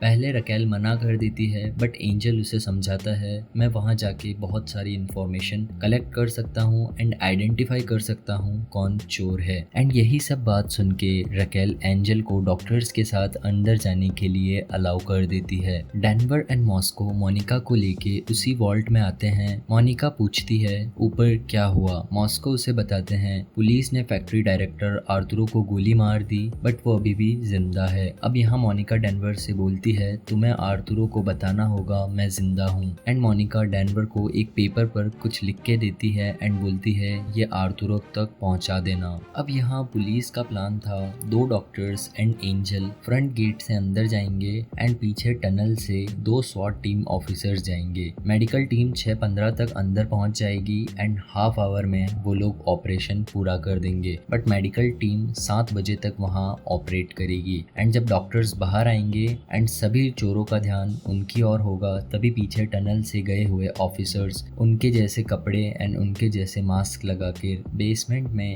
होस्टेजेस के साथ घुल मिल जाएंगे। अब स्वॉट टीम से स्वॉरस एंड एक ऑफिसर जाने के लिए रेडी रेडी होते हैं एंड दूसरी ओर एंजल एंड दोनों डॉक्टर्स भी रेडी रहते हैं। सीन शिफ्ट होता है रॉयल मिंट में, जहां मॉस्को एंड डेनवर मोनिका के पैर में लगी गोली निकालने वाले होते हैं, बट उनके पास स्कैल्पल नहीं होता। मॉस्को डेनवर से बोलते हैं जाओ एंड मेडिकल टीम के पास से स्कैल्पल लेके आओ। सीन शिफ्ट होता है जहां रकेल प्रोफेसर को कॉल करके बोलती है आर्थुरो रोमान की वाइफ आ गई है। अब बर्लिन एक मोबाइल लेके हॉल में आर्थुरो के पास आते हैं एंड आर्थुरो को बोलते हैं तुम अपनी बीवी से बात कर सकते हो। बर्लिन मोबाइल ऑन करता है। मोबाइल ऑन होते ही पुलिस के पास सिग्नल्स आ जाते हैं। रकेल बोलती है मोबाइल को हैक करो, मुझे फ्रंट एंड बैक दोनों कैमरा से फुटेज देखनी है। बट वो ऑफिसर रकेल से बोलता है हम कुछ नहीं देख सकते, उन्होंने दोनों कैमरास ब्लॉक किए हुए हैं। अब यहाँ आर्थुरो उसकी वाइफ से बात करता है, बट वहीं आर्थुरो उसकी वाइफ से बात करते हुए गलती से मोनिका का नाम ले लेता है। ये सुन के डेनवर भी वहाँ मोनिका की जो पर्ची लाया था उसे छुपा लेता है। अब बाहर डॉक्टर्स की टीम रेडी रहती है, अंदर आने वाली होती है। वहीं नायरोबी गेट ओपन करती है एंड वो लोग अंदर आते हैं। अब क्योंकि प्रोफेसर सेल्वा बनके एक बार रकेल की मॉम का कॉल पकड़ाने पुलिस टेंट में गए थे, तो उन्होंने एंजल को वहां देखा था। अब जैसे ही प्रोफेसर को पता चलता है एंजल डॉक्टर्स की टीम के साथ अंदर आया है, प्रोफेसर शॉक होने की जगह खुशी के मारे झूम उठते हैं। वो बर्लिन को कॉल करके बोलते हैं डॉक्टर्स की टीम के साथ एक पुलिस ऑफिसर भी अंदर आया है। बर्लिन पूछता है कौन है? प्रोफेसर बोलते हैं चश्मे वाला, तुम जानते हो क्या करना है। प्रोफेसर बोलते हैं इस काम में गलती की कोई भी गुंजाइश नहीं होनी चाहिए। सीन पास्ट में शिफ्ट होता है जहां प्रोफेसर सबको बोलते हैं वो लोग अंदर आएंगे, डिलीवरी बॉय बनकर, डॉक्टर बनकर या किसी भी तरह वो अंदर आएंगे एंड इस समय हम ट्रोजन हॉर्स टेक्निक का इस्तेमाल जरूर करेंगे। प्रोफेसर उन्हें ट्रोजन हॉर्स के बारे में बताते हैं। प्रोफेसर बोलते हैं जब ग्रीक्स एंड ट्रोजन्स के बीच में लड़ाई चल रही थी, एक दिन ट्रोजन्स को अपने शहर की सीमा पर एक लकड़ी का बना हुआ बहुत बड़ा घोड़ा मिलता है। घमंडी ट्रोजन्स को लगता है ग्रीक्स ने हार मान ली एंड एक तोहफा उन्हें दिया है एंड ट्रोजन्स उस घोड़े को शहर के अंदर ले आते हैं। वो नहीं जानते थे वो घोड़ा अंदर से खोखला है एंड उसके अंदर कुछ ग्रीक सिपाही मौजूद हैं एंड उस रात ट्रोजन्स की हार हो गई। प्रोफेसर सबको बोलते हैं हम भी यही स्ट्रेटजी अपनाएंगे। वो लोग अंदर आएंगे, उन्हें लगेगा वो लोग जीत रहे हैं, बट होगा कुछ अलग ही। सीन अगेन प्रेजेंट में शिफ्ट होता है। बर्लिन, टोक्यो, हेलसिंकी उन्हीं डॉक्टर्स के पास आते हैं। बर्लिन उन्हें बोलता है अपने मेटल ऑब्जेक्टिव्स इस बॉक्स में रख दें। चश्मे, घड़ियां एंड बाकी सब मेटल ऑब्जेक्टिव वो लोग उस बॉक्स में रख देते हैं। अब यहाँ हेलसिंकी उन सब सामान को लेकर साइड में चल जाता है। अब एक तरफ बर्लिन उनसे उनके जूते उतरवाता है एंड उनकी तलाशी लेता है। दूसरी ओर हेलसिंकी एंजल के चश्मे में होल करके वहाँ एक माइक फिट कर देता है एंड चश्मे को फिर से सही कर देता है, सेम जैसे वो पहले था। अब डॉक्टर्स की टीम की चेकिंग के बीच वहाँ टोक्यो आती है एंड एंजल को उसका चश्मा दे दिया जाता है एंड वो बोलती है ये तुम्हारे काम आएगा। अब यहाँ प्रोफेसर एंजल के चश्मे में लगे हुए माइक से उन सब की बातें सुन सकते थे, जो उनकी एक बहुत बड़ी जीत थी। अब वो पुलिस की हर बात सुन सकते थे एंड उनकी हर प्लानिंग से 2 कदम आगे रह सकते थे। दूसरी ओर डॉक्टर्स की टीम के साथ एंजल अंदर आते हैं एंड पेशेंट यानी आर्थुरो को सेंटर में चारों तरफ से पैक करके एक जगह लेटाया गया होता है एंड डॉक्टर की टीम वहां आती है। सीन शिफ्ट होता है एक रूम में जहां रियो एलिसन पार्कर को लेके आता है। एलिसन उसको देख के स्माइल करती है एंड रियो से फिर से बात करने लगती है। रियो को लगता है शायद एलिसन को गन से डर लग रहा है, इसलिए वो गन को साइड में रख देता है। अब वहीं ऊपर रूम में जैसे ही रियो साइड में जाता है, एलिसन रियो को उसकी गन उठा के गन पॉइंट पर ले लेती है, बट रियो उसके सर पे एक पिस्टल लगा के उससे गन नीचे रखवाता है एंड उसके हाथ पांव बांध देता है। दूसरी ओर टीम के 2 ऑफिसर्स टनल से आने का ट्राई करते हैं, सेम कपड़े पहन के अंदर आने लगते हैं। अब यहाँ दोनों स्वॉट टीम ऑफिसर्स पुलिस से रेडियो सिग्नल्स के थ्रू बात कर रहे थे, बट यहाँ उन्हीं रेडियो सिग्नल्स की वजह से प्रोफेसर को पता चल जाता है कुछ पुलिस ऑफिसर्स अंदर आने का ट्राई कर रहे हैं। नीचे हॉल में जहाँ डॉक्टर्स आर्थुरो का इलाज कर रहे थे, वहाँ डेनवर चालाकी से स्कैल्पल चुरा लेता है, बट उसी बीच उसकी जेब से मोनिका की दी हुई वो चट नीचे गिर जाती है।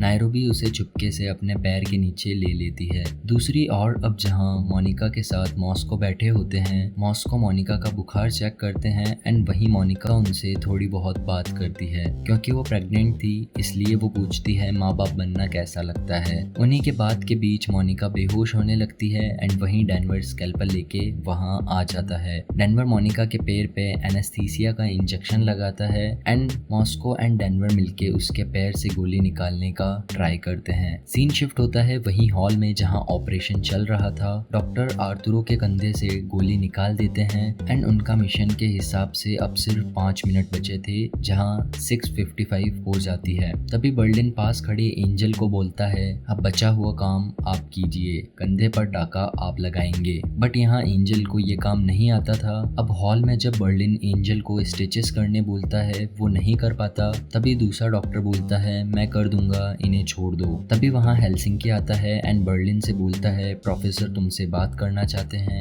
बर्लिन हेलसिंकी को बोलता है एंजल को वॉशरूम में लेके जाइए एंड इन्हें उल्टी करवाइए। इन्हें नहीं होती है तो इनका मुंह पानी में डुबोइए बट इन्हें उल्टी करवाइए। अब बर्लिन रूम में जाता है, हेलसिंकी भी एंजल को लेके वॉशरूम में चल जाता है एंड नायरोबी उस बड़ी चिट को उठा लेती है। प्रोफेसर बर्लिन से बोलते हैं वो लोग अंदर आने की कोशिश कर रहे हैं बट पता नहीं कहां से, जहां वो लोग प्लान बी शुरू करते हैं। हॉल में नायरोबी उस चिट्ठी को पढ़ती है एंड उसे पता चलता है मोनिका अभी भी जिंदा है। वो उस चिट को अपने पास छुपा लेती है। अब यहाँ एक बहुत हाईली प्लानिंग सीन आता है। डॉक्टर्स अपना काम लगभग पूरा कर चुके होते हैं एंड हेलसिंकी एंजल को वॉशरूम से लेके आता है एंड तभी एंजल को पता चलता है यहाँ सभी लोगों ने अपने मास्क बदल दिए हैं। वो ये देख के शॉक हो जाता है क्योंकि अब अगर स्वॉट टीम ऑफिसर्स अंदर आएंगे तो वो लोग उन्हें पकड़ लेंगे एंड उनकी जान खतरे में होगी। अब एंजल को पता चल जाता है जिस आदमी ने ये चोरी प्लान करी है वो पुलिस इंटेलिजेंस सभी से ज्यादा स्मार्ट है। अब यहाँ डॉक्टर्स एंड एंजल बाहर जाने लगते हैं एंड पुलिस को अब स्वॉट टीम के उन 2 ऑफिसर्स की आवाज सही से नहीं आती। रकेल उन्हें बोलती है वो लोग फ्रीक्वेंसी ब्लॉकर का यूज कर रहे हैं। दूसरी ओर क्योंकि नायरोबी ने वो चिट्ठी पढ़ी थी जिसमें उसे पता चलता है मोनिका अभी तक जिंदा है, इसलिए वो उन्हें ढूंढते ढूंढते उसी वॉल्ट में पहुंच जाती है जहां डेनवर मॉस्को मिलके उसके पैर से गोली निकाल रहे थे। अब जैसे ही गेट खुलता है डेनवर नायरोबी को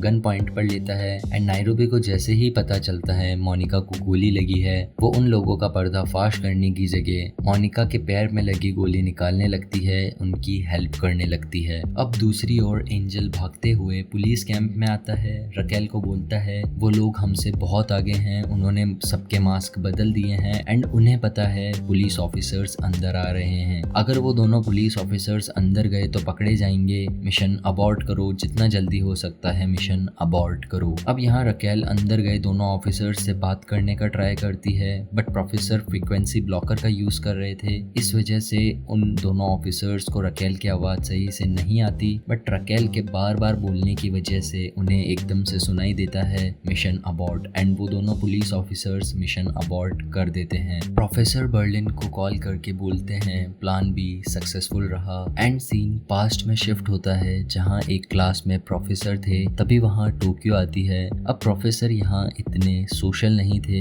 इस वजह से टोक्यो वहाँ प्रोफेसर से उनकी गर्लफ्रेंड्स के बारे में पूछने लगती है एंड थोड़ा प्रोफेसर को नर्वस करती है। प्रोफेसर वहाँ से उठ के जाने लगते हैं। तभी टोक्यो उनसे पूछती है चोरी का प्लान किसका था। प्रोफेसर उसे बोलते हैं ये प्लान मेरा नहीं था, बस इतना बोल के प्रोफेसर वहाँ से चल जाते हैं। सीन प्रेजेंट टाइम में शिफ्ट होता है जहाँ सभी पुलिस वाले बैठे होते हैं। उन सभी के बीच थोड़ी सी मास्क को लेके बातचीत होती है। रकेल सबसे पूछती है अगर वो इसी तरह मास्क बदलते रहेंगे तो हमें कैसे पता चलेगा अगला मास्क उनका कौन सा होगा एंड वो एक एक करके गैस करने लगते हैं कौन सा मास्क उनका अगला मास्क हो सकता है। तभी वहाँ एंजल भी एक पेंटर का नाम सजेस्ट करता है। उसी बात को देखते हुए रकेल एंजल के पेंटर्स के बारे में पता होने पर थोड़ा हंस देती है एंड बोलती है एंजल तुम तो छुपा रुस्तम निकले। बट ये बात थोड़ी सी एंजल को बुरी लग जाती है। अब यहाँ दूसरी ओर प्रोफेसर एंजल के चश्मे में लगे माइक से उन सभी लोगों की बात सुन रहे थे। रकेल वहाँ कुछ क्वेश्चंस सबसे पूछती है। दूसरी ओर प्रोफेसर उनकी बातें सुन के अकेले में ही बस उन्हें आंसर करते रहते हैं। रकेल थोड़ा सीरियस होके उनको बोलती है हमारे पास जो भी सबूत हैं उन्हें फिर से चेक करो, हम उन चोरों को ऐसे ही नहीं जाने दे सकते एंड स्वॉट टीम ऑफिसर सुआरेस को खुद की जगह इंचार्ज बना के जाने लगती है। तभी वहाँ एंजल आता है एंड उसको ड्रिंक पे आने के लिए बोलता है बट उस समय रकेल एंजल को मना कर देती है एंड अपने घर चल जाती है। सीन शिफ्ट होता है रॉयल मिंट में जहाँ रियो को टीवी दिखती है एंड वो सोचता है क्यों ना इस टीवी में देखा जाए न्यूज में हमारे बारे में क्या दिखाया जा रहा है। हमने कितनी धूम मचाई है देखने के लिए वो लोग टीवी को कनेक्ट कर देते हैं एंड न्यूज चालू करता है, जहाँ पहले तो वो लोग सब खुश होते हैं ये देख के कि वो लोग हर जगह छा गए हैं। बट वहीं न्यूज में रियो के मॉम एंड डैड बताए जाते हैं, जहाँ उसके डैड बोलते हैं रियो बचपन से ही रूम में अकेले रहता था, हमें लगा वो गेम खेलता होगा बट वो ये सब करेगा हमने कभी सोचा भी नहीं था। उसकी मॉम एंड डैड बहुत सैड थे एंड ये देख के रियो को बुरा लगता है एंड वो वहाँ से उठ के बाहर चल जाता है। सीन शिफ्ट होता है जहाँ रकेल उसके घर पे आई होती है, कपड़े चेंज करके वो लेट जाती है, तभी उसका मोबाइल बजता है। एंजल उसे कॉल करता है। एंजल अकेले ड्रिंक कर रहा था एंड वही नशे में उससे वही सबके बीच मास्क वाली बात जो हुई थी उसके बारे में पूछता है। वो पूछता है तुमने मुझे छुपा रुस्तम क्यों बोला, मैं म्यूजियम एंड कला की जानकारी नहीं रख सकता क्या। एंजल को उन बातों से बुरा लगता है, इसलिए वो नशे में थोड़ा रूडली रकेल से बात करने लगता है। रकेल से प्रोफेसर के बारे में पूछता है क्योंकि उसने रकेल एंड प्रोफेसर को साथ में बैठे बात करते हुए देखा था उसी रेस्टोरेंट में, जहां हमें पता चलता है एंजल रकेल से प्यार करता था बट रकेल ने उससे शादी नहीं की क्योंकि वो उसका कलीग था, बट बाद में उसने उसी के एक दूसरे कलीग से शादी कर ली। इस बात से भी एंजल नाराज था। अब वहीं दूसरी ओर प्रोफेसर उन लोगों की बात सुनते रहते हैं। वहीं हमें पता चलता है पीछे से रकेल की मॉम भी उनकी बातें सुन रही थी एंड वो अंदर आके उसकी बेटी से थोड़ा बहुत बात करने लगती है एंड उससे पूछती है वो बार वाले लड़के के बारे में यानी प्रोफेसर के बारे में एंड रकेल को उसके एक्स हस्बैंड को भुलाने बोलती है एंड एक नई शुरुआत करने बोलती है। वहीं बातों के बीच रकेल को पता चलता है उसकी मॉम बातें भूलने लगी है। शायद यहाँ रकेल को अभी तक ये नहीं पता था कि उसकी मॉम को बातें भूलने की बीमारी है। सीन रॉयल मिंट में शिफ्ट होता है जहाँ बर्लिन उसके एक ऑफिस में बैठा होता है, उसके पास एक मेडिकल बॉक्स होता है। तभी वहाँ टोक्यो आती है, वो उस इंजेक्शन बॉक्स को छुपा लेता है। टोक्यो बर्लिन से बोलती है अभी के अभी प्रोफेसर को कॉल लगाओ एंड उन्हें बताओ कि तुमने चोरी का सबसे मेन रूल तोड़ दिया है, मोनिका को मार दिया है। बर्लिन कॉल लगा के प्रोफेसर से बोलता है हमने प्लान का पहला नियम तोड़ दिया है,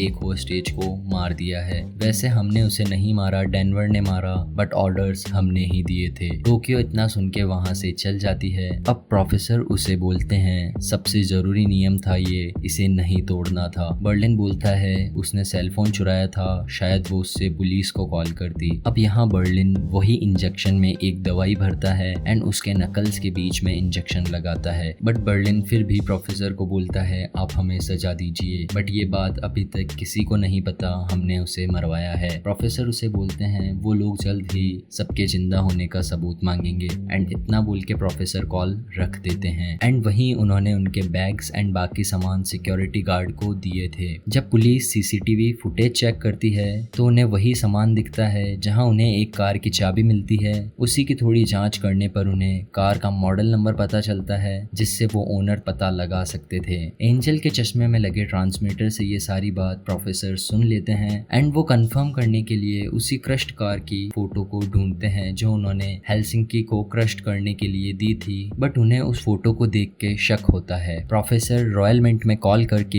हेलसिंकी से बात करते हैं। प्रोफेसर बोलते हैं मैंने तुम्हें उस कार को क्रश्ड करने बोला था, क्या तुमने करवाया था। हेलसिंकी पहले हाँ बोलता है बट उसकी आवाज से प्रोफेसर को पता चल जाता है कुछ तो गड़बड़ है। वो फिर से हेलसिंकी से पूछते हैं क्या तुमने उस कार से फिंगरप्रिंट हटाए थे, बट हेलसिंकी को पता ही नहीं था फिंगरप्रिंट क्या होते हैं। वो प्रोफेसर को बोलता है नहीं मैंने फिंगरप्रिंट नहीं हटाए थे एंड बताता है उसने इस कार को क्रश नहीं करवाया। अब यहाँ प्रोफेसर इस बात को सुन के हेलसिंकी पर गुस्सा होते हैं और उसी वक्त कॉल कट करके अब प्रोफेसर यहाँ अमोनिया, अल्कोहल एंड बाकी कुछ सामान जिनसे फिंगरप्रिंट हटाए जा सकते हैं उन्हें लेकर गराज के लिए निकलने वाले होते हैं। बट वहीं निकलने के पहले उसे रकेल का कॉल आ जाता है एंड रकेल उसे बोलती है मुझे केस से हटाया जा रहा है, अगर तुम चाहते हो मैं केस पे रहूं तो तुम्हें 8 होस्टेजेस को रिहा करना पड़ेगा, सारे माइनर्स होने चाहिए। इतना बोल के रकेल कॉल रख देती है। अब प्रोफेसर उसी गराज में आते हैं जहां वो कार खड़ी थी, बट वहीं एक सिक्योरिटी गार्ड उन्हें देख लेता है। प्रोफेसर भागते हुए एक कार में जाके छुप जाते हैं। वो सिक्योरिटी गार्ड आके उन्हें ढूंढता है एंड वहां से चल जाता है। प्रोफेसर को लगता है वो सिक्योरिटी गार्ड जा चुका है,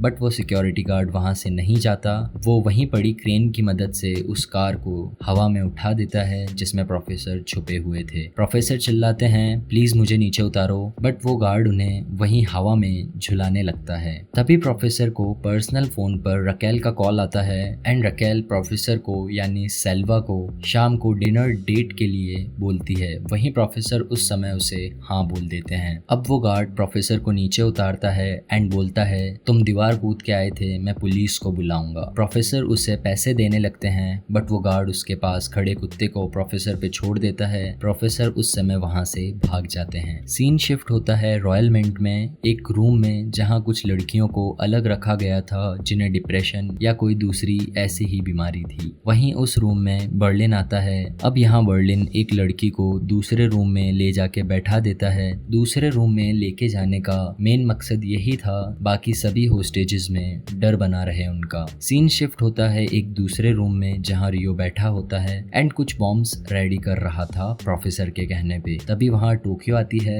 रियो उसे बताता है वो सिर्फ हैकिंग में एक्सपर्ट था, बट आज वो यहाँ इस चोरी में शामिल है। वो बोलता है, मुझे खुद भी नहीं पता क्यों और कैसे मैं इस चोरी में शामिल हो गया एंड अब यहाँ तुम लोगों के साथ फंस गया हूँ। वो उसके मॉम एंड डैड को न्यूज में देखकर उनकी बात सुन के सैड था। वहीं टोक्यो उससे थोड़ा बात करके उसका दिल बहलाने का ट्राई करती है। अब यहाँ दूसरी ओर एक आवर बाद रकेल प्रोफेसर को कॉल करती है। प्रोफेसर भी गैरेज से बच के भाग के 1 मिनट पहले ही आए थे। रकेल प्रोफेसर को कॉल करके बोलती है, तुम्हारा समय समाप्त हुआ, अब मुझे बताओ तुमने क्या सोचा है। प्रोफेसर उन्हें एक 8 लोगों की लिस्ट बताते हैं जिन्हें वो छोड़ने वाले थे, बट उस लिस्ट में एलिसन पार्कर का नाम नहीं होता। रकेल बोलती है, एलिसन पार्कर का क्या, तुम्हें उसे भी छोड़ना होगा। प्रोफेसर उसे बोलते हैं, तुम जानती हो एलिसन पार्कर हमारे लिए इस खेल का सबसे कीमती मोहरा है, उसे छोड़ने का सवाल ही पैदा नहीं होता। बट रकेल बोलती है, तुम्हें किसी भी हालत में उसे रिहा करना ही होगा। वहाँ प्रोफेसर रकेल को एक चॉइस देते हैं, या तो 8 बच्चों को बचा लो या उन 8 की जगह एलिसन पार्कर को। अब वहीं पुलिस स्टैंड में मौजूद प्रियतो रकेल से बोलता है एलिसन पार्कर को रिहा करवाने के लिए एंड रकेल प्रोफेसर से बोलती है, हमें एलिसन पार्कर चाहिए। प्रोफेसर बोलते हैं, मुझे लगा नहीं था आप 8 लोगों की जगह उसे चूज करेंगे, अब मुझे सोचने के लिए टाइम चाहिए एंड वो कॉल रख देते हैं। प्रोफेसर यहाँ किसी को भी छोड़ने वाले नहीं थे, ये सब उनके प्लानिंग का हिस्सा था एंड जैसे ही रकेल ने उस एक लड़की एलिसन पार्कर को चूज किया, प्रोफेसर को यहाँ एक और एडवांटेज मिल गई थी। रकेल को कार का पता चल चुका था। वो एक एक करके पुलिस की टीम के साथ हर एक गराज में जाके उस कार का पता कर रही थी। प्रोफेसर फिर से उसी गराज में पहुंचते हैं जहां वो लास्ट टाइम गए थे। कार उनके सामने थी। वो अल्कोहल एंड अमोनिया की मदद से कार के अंदर बाहर सभी जगह से फिंगरप्रिंट मिटा देते हैं एंड बर्लिन की जैकेट का एक बटन वहीं उसी कार में छोड़ देते हैं। क्योंकि बर्लिन ने एक होस्टेज को मरवाया था तो ये उसके लिए एक सजा थी। बट तभी वहाँ पुलिस आ जाती है। अब प्रोफेसर के वहाँ से भागने का कोई भी रास्ता नहीं था क्योंकि सामने रकेल पुलिस वालों के साथ खड़ी थी। तभी वहाँ प्रोफेसर एक खड़ी वैन के अंदर चल जाते हैं। प्रोफेसर के पास भागने का कोई भी रास्ता नहीं था, इसलिए वहाँ उन्हें कुछ ऐसा करना पड़ता है जो शायद उन्होंने भी नहीं सोचा होगा। प्रोफेसर वहाँ खुद के कपड़े फाड़ लेते हैं, जो अल्कोहल घुलाए थे उसे पीते हैं एंड पूरे कपड़े पे अल्कोहल डाल देते हैं, मुंह पे ग्रीस एंड मिट्टी लगाते हैं एंड ये सब से वो खुद का भेष एक भिखारी में बदल लेते हैं ताकि पुलिस उन्हें नहीं पकड़ पाए। अब वो वहीं वैन में बैठे एक कुत्ते को अपना पालतू डॉग बना के वहाँ से निकलने लगते हैं। रकेल उस कार को बारीकी से चेक करती है। वहाँ उसे अमोनिया की बोतल मिलती है एंड उसे पता चल जाता है वो भिखारी और कोई नहीं, वही मास्टरमाइंड है जिसने ये सारी चोरी प्लान की है। वो प्रोफेसर को पकड़ने उसके पीछे भागती है, बट तब तक प्रोफेसर वहाँ से निकल चुके थे। दूसरी ओर प्रोफेसर टोक्यो को उनकी और रकेल के बीच हुई उस बातचीत को रिलीज करने बोल देते हैं। अब न्यूज में सिर्फ ये आ रहा था रकेल मोरियो ने 8 गरीब बच्चों की जगह एक अमीर लड़की को चुना। हर न्यूज चैनल पर रकेल की बदनामी हो रही है क्योंकि उसने प्रोफेसर से 8 लोगों की जान के बदले एक लड़की एलिसन पार्कर को बचाने का सोचा। दूसरी ओर पब्लिक भी अब चोरों को सपोर्ट करने लगी थी। रकेल पहले ही बड़े प्रेशर से गुजर रही थी और अब उसकी बेटी भी कह देती है वो अपने पापा और उसकी मासी के साथ रहना चाहती है। उसकी बहन अब उसके एक्स हस्बैंड से शादी करने वाली थी। रकेल अपनी बेटी को समझाती है कि वो उसका अच्छे से ध्यान नहीं रखेंगे। सीन पास्ट में शिफ्ट होता है जहाँ टोक्यो क्यूरियस है पुलिस अंदर क्यों नहीं आएगी। प्रोफेसर समझाते हैं कि कुछ समय पहले स्पेन में एक स्टूडेंट के ग्रुप ने एक जगह कब्जा कर लिया था। स्पेन के लोगों ने उन स्टूडेंट ग्रुप का साथ दिया था। पुलिस के लिए सबसे ज्यादा जरूरी काम है सभी होस्टेजेस की जान बचाना। हमारे साथ भी बच्चों का ग्रुप होने के कारण पुलिस अंदर नहीं आएगी। वहीं रियो प्रोफेसर से पूछता है हम वहाँ से कैसे निकलेंगे। प्रोफेसर मुस्कुराते हुए बताते हैं एक सुरंग से। सब लोग हैरान होते हैं, सोचते हैं सुरंग खोदते वक्त पुलिस हमें पकड़ लेगी, पर प्रोफेसर शांति से समझाते हैं हम अंदर जाने के कुछ समय बाद कुछ होस्टेजेस से एक सुरंग खुदवाएंगे जिसे पुलिस डिटेक्ट कर लेगी। पुलिस सोचेगी कि हम वहाँ से निकलेंगे पर हम दूसरी सुरंग से निकलेंगे जो मैंने 5 साल पहले बनवाई थी। वो सुरंग हमें एक गोडाउन में ले आएगी। एंड ये प्लान सुन के टीम के सभी मेंबर्स खुश होते हैं। पुलिस फॉरेंसिक लेबोरेटरी में कार भेजती है जांच के लिए। उन्हें पता चलता है कार से फिंगरप्रिंट मिटाए गए थे। एंजल रकेल को बताता है कि उस बटन पर आंद्रेस का फिंगरप्रिंट है जो और कोई नहीं बर्लिन ही था। अब पुलिस के पास रियो, टोक्यो एंड बर्लिन तीनों की डिटेल्स हैं। दूसरी ओर रॉयल मिंट में आर्थुरो को एक रूम में रखा गया है जिसका ख्याल रखने वहाँ हेलसिंकी को रखा गया था। एंड वहीं हमें पता चलता है हेलसिंकी गे है और उसका इंटरेस्ट लड़कियों में नहीं लड़कों में ज्यादा है। दूसरी ओर रकेल को शक होने लगता है हमारे बीच एक गद्दार है, इसलिए वो सबको बाहर भेज देती है। एंजल आंद्रेस दे फोनोयोसा यानी बर्लिन के बारे में बताता है और बोलता है बर्लिन एक साइको है एंड उसके बारे में बताता है उसने कितनी चोरियां कितनी हाइस्ट की है। अब रकेल उसे बोलती है बर्लिन के बारे में जो भी हमें पता है उसे न्यूज चैनल पे चलवाओ कि वो एक साइको है एंड जो जो उसने चोरियां की हैं सब कुछ न्यूज चैनल पे चलवाओ। बट दूसरी ओर प्रियतो उसे बोलते हैं ये सब चलवाने से कुछ नहीं होगा, इतनी छोटी बात से लोगों का सपोर्ट नहीं बदलेगा। एंड प्रियतो उसे एक आइडिया देता है हमें बर्लिन को एक बड़े जुर्म में फंसाना पड़ेगा। तब रकेल प्रियतो से बोलती है बर्लिन के खिलाफ झूठी खबरें चलाओ कि वो लड़कियों की तस्करी करता है। दूसरी ओर रॉयल मिंट में बर्लिन सब लोगों को बता देता है कि एक होस्टेज ने मोबाइल चुराया है और पुलिस से कांटेक्ट करने का ट्राई किया था। उस होस्टेज मोनिका गस्तंबिदे को उन लोगों ने मरवा दिया है। ये सुन के सभी लोग उन लोगों से और भी ज्यादा डरने लगते हैं। पुलिस टेंट में एक ऑफिसर आके रकेल को बताता है उन्होंने उस गैराज के सिक्योरिटी गार्ड से पूछताछ की और उसने बताया कि उन पुलिस के आने के पहले एक आदमी वहां आया था एंड उसने उसी कार के बारे में पूछा था। रकेल उस सिक्योरिटी गार्ड को पुलिस टेंट में लाने बोलती है। एंजल के चश्मे में लगे ट्रांसमीटर से प्रोफेसर ये सब बात सुन लेते हैं और उस सिक्योरिटी गार्ड की प्रोफाइल चेक करने लगते हैं, उसके एंड उसकी फैमिली के बारे में सोशल मीडिया पर पता करने लगते हैं क्योंकि ये डिटेल प्रोफेसर को आगे हेल्प कर सकती थी। प्रोफेसर की पहचान गुमनाम थी और वो नहीं चाहते थे कि पुलिस को उनके बारे में पता चले। रकेल बर्लिन के जेल के एक साथी को पुलिस टेंट में बुलाती है और उससे पूछताछ करती है। पहले वो मना कर देता है एंड बोलता है मैं तुम्हें ये सब डिटेल्स क्यों दूं, मैं तुम्हें क्यों बताऊं बर्लिन के बारे में। पर रकेल उसे बोलती है हम तुम्हारी सजा कम करवा देंगे। ये सुन के वो रकेल को बर्लिन की एक बीमारी के बारे में बताता है कि जब भी उसे घबराहट होती थी या डर लगता था तो उसके हाथ धूजने लगते थे। उसे उस समय एक दवाई रेट्रोक्सिल की जरूरत पड़ती थी। रकेल एंजल को रेट्रोक्सिल के बारे में पता करने बोलती है, कहाँ कहाँ मिलती है वो, इसके कंज्यूमर कौन कौन है। अगर वो इसे डेली लेता था तो उसने हाइस्ट पे जाने के पहले बहुत बड़ा स्टॉक लिया होगा एक साथ, ये सब पता लगाओ। एंड दूसरी ओर रकेल एंजल को बोलती है ये सब अकेले जाके पता लगाना क्योंकि हम किसी पे भी भरोसा नहीं कर सकते। एक तरफ वो सिक्योरिटी गार्ड पुलिस टेंट में आता है और प्रोफेसर का स्केच बनवाने में पुलिस की मदद करता है। प्रोफेसर उस सिक्योरिटी गार्ड के बारे में पता करके बाहर निकलते हैं जहां मोनिका की नींद खुलती है एंड उसे प्यास लगती है बट उसकी पानी की बोतल खत्म हो चुकी थी। मोनिका धीरे से डेनवर के पास जाती है बोतल लेने एंड डेनवर के इतना करीब आके मोनिका को कुछ फील होने लगता है, वो उसे टच करने लगती है एंड अब उन दोनों की दूरियां भी कम होने लगी थी। सीन एक रूम में शिफ्ट होता है जहां पर टीवी पे वही झूठी न्यूज चलाई जा रही थी बर्लिन के खिलाफ। आंद्रेस दे फोनोयोसा एक तस्कर जिसने लड़कियों की तस्करी के साथ नाबालिगों की तस्करी भी की एंड वहीं खड़ी नायरोबी ये सब सुन के बर्लिन से बोलती है तुम इतने गिरे हुए निकलोगे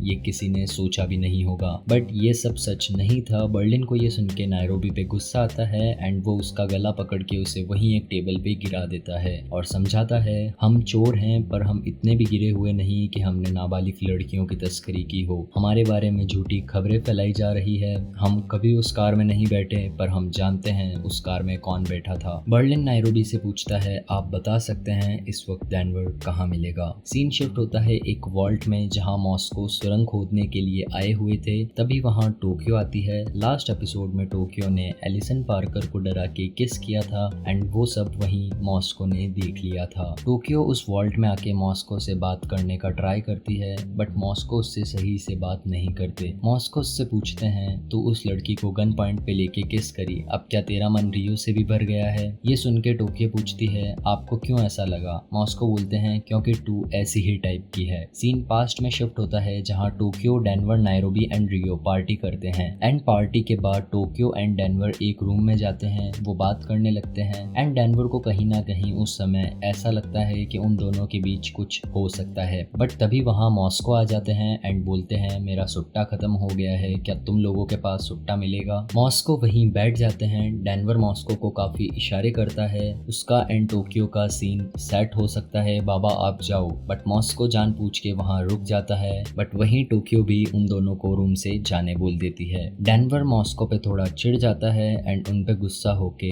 रेड कार में सोने चल जाता है एंड उस समय डेनवर ने पहनी हुई थी बर्लिन की जैकेट। सीन प्रेजेंट में शिफ्ट होता है। मॉस्को के ये बात बताने पर टोक्यो पूछती है आपको लगता है मैं डेनवर के काबिल नहीं हूँ? बट मॉस्को बोलते हैं उसकी औकात से ज्यादा है तू, तेरा एक से मन भरता है तो दूसरे के पास चल जाती है। पहले तेरा एक्स बॉयफ्रेंड, फिर रियो एंड उसके बाद तूने उस लड़की की भी ले डाली, इसलिए मैं डेनवर को तुझसे दूर रखता हूँ। सीन शिफ्ट होता है प्रोफेसर पे एंड अब प्रोफेसर को वो करना था जो शायद उन्होंने प्लानिंग में कभी सोचा भी नहीं होगा। उन्हें पुलिस से बचने के लिए पुलिस के पास जाना पड़ेगा। प्रोफेसर उस सिक्योरिटी गार्ड एंड उसकी फैमिली के बारे में पता करके आए थे एंड उन्हें पता था सिक्योरिटी गार्ड रशियन है एंड प्रोफेसर को भी रशियन आती थी। प्रोफेसर एक पुलिस की कार के पास आते हैं एंड वहीं पड़े एक फायर की मदद से कार का लॉक तोड़कर अंदर आ जाते हैं। अब एक तरफ सिक्योरिटी गार्ड ने प्रोफेसर का स्केच बनवा दिया था बट तभी प्रोफेसर पुलिस कार में पुलिस की वॉकी टॉकी से हेडक्वार्टर्स में कनेक्ट करके रशियन में बोलते हैं तुम्हारी वाइफ शॉपिंग मॉल में है, तुम्हारी लड़की स्कूल है, अगर तुमने उस स्केच को अभी के अभी डिलीट नहीं किया तो मैं उन दोनों को मरवा दूंगा। प्रोफेसर की धमकी वहीं बैठा सिक्योरिटी गार्ड सुन लेता है एंड उसने जो प्रोफेसर का स्केच बनवाया था उसे उसी वक्त डिलीट कर देता है। रकेल उस सिक्योरिटी गार्ड को ये करते हुए देख लेती है। वो उससे पूछती है तुमने क्यों डिलीट किया, उसने तुम्हें ऐसा क्या बोला? बट उस वक्त वो डरा हुआ गार्ड रकेल को कुछ नहीं बताता एंड वहां से चल जाता है। सीन शिफ्ट होता है रॉयल मिंट में, उसी वॉल्ट में जहां डेनवर एंड मोनिका थे। डेनवर की नींद खुलती है एंड वो वहां से बाहर जाने लगता है बट मोनिका उस पर थोड़ा चिढ़ जाती है एंड बोलती है तुम्हारी वजह से मैं यहाँ फंस गई हूँ, पूरे समय मुझे इसी रूम में रहना पड़ता है, मुझे वॉशरूम जाने को भी नहीं मिलता। यही सब सुन के डेनवर उसे फ्रेश होने वॉशरूम में ले जाता है। दूसरी ओर बर्लिन ऑस्लो एंड हेलसिंकी को लेके डेनवर को हर जगह ढूंढने लगता है। नायरोबी बर्लिन से बोलती है उस दिन डेनवर का तुम्हारी जैकेट पहनना सिर्फ एक मजाक था, गलती से उससे तुम्हारी जैकेट का बटन कार में गिर गया होगा, क्या तुम इतनी सी बात के लिए उसे गोली मार दोगे? बट बर्लिन उस बात से काफी गुस्सा था एंड वो नायरोबी को रुकने बोल के वहां से डेनवर को ढूंढने लग जाता है। सीन शिफ्ट होता है एक रेस्टोरेंट में जहाँ रकेल बैठी होती है। एंजल वहां आता है एंड रकेल को बताता है मैंने रेट्रोक्सिल का पता किया, वो एक रशियन मेडिसिन है एंड अगर आंद्रेस दे फोनोयोसा उसे लेता है मतलब उसके पास ज्यादा टाइम नहीं बचा है, ये फोनोयोसा सिर्फ 2 साल में मरने वाला है। एंड वहीं रकेल को समझ आ गया था बर्लिन के पास खोने के लिए कुछ नहीं है, वो सबसे खतरनाक कड़ी हो सकती है। दूसरी ओर रॉयल मिंट में ढूंढते ढूंढते बर्लिन एक वॉशरूम के बाहर पहुंचता है जहां उसे डेनवर मिलता है। वो उसे बोलता है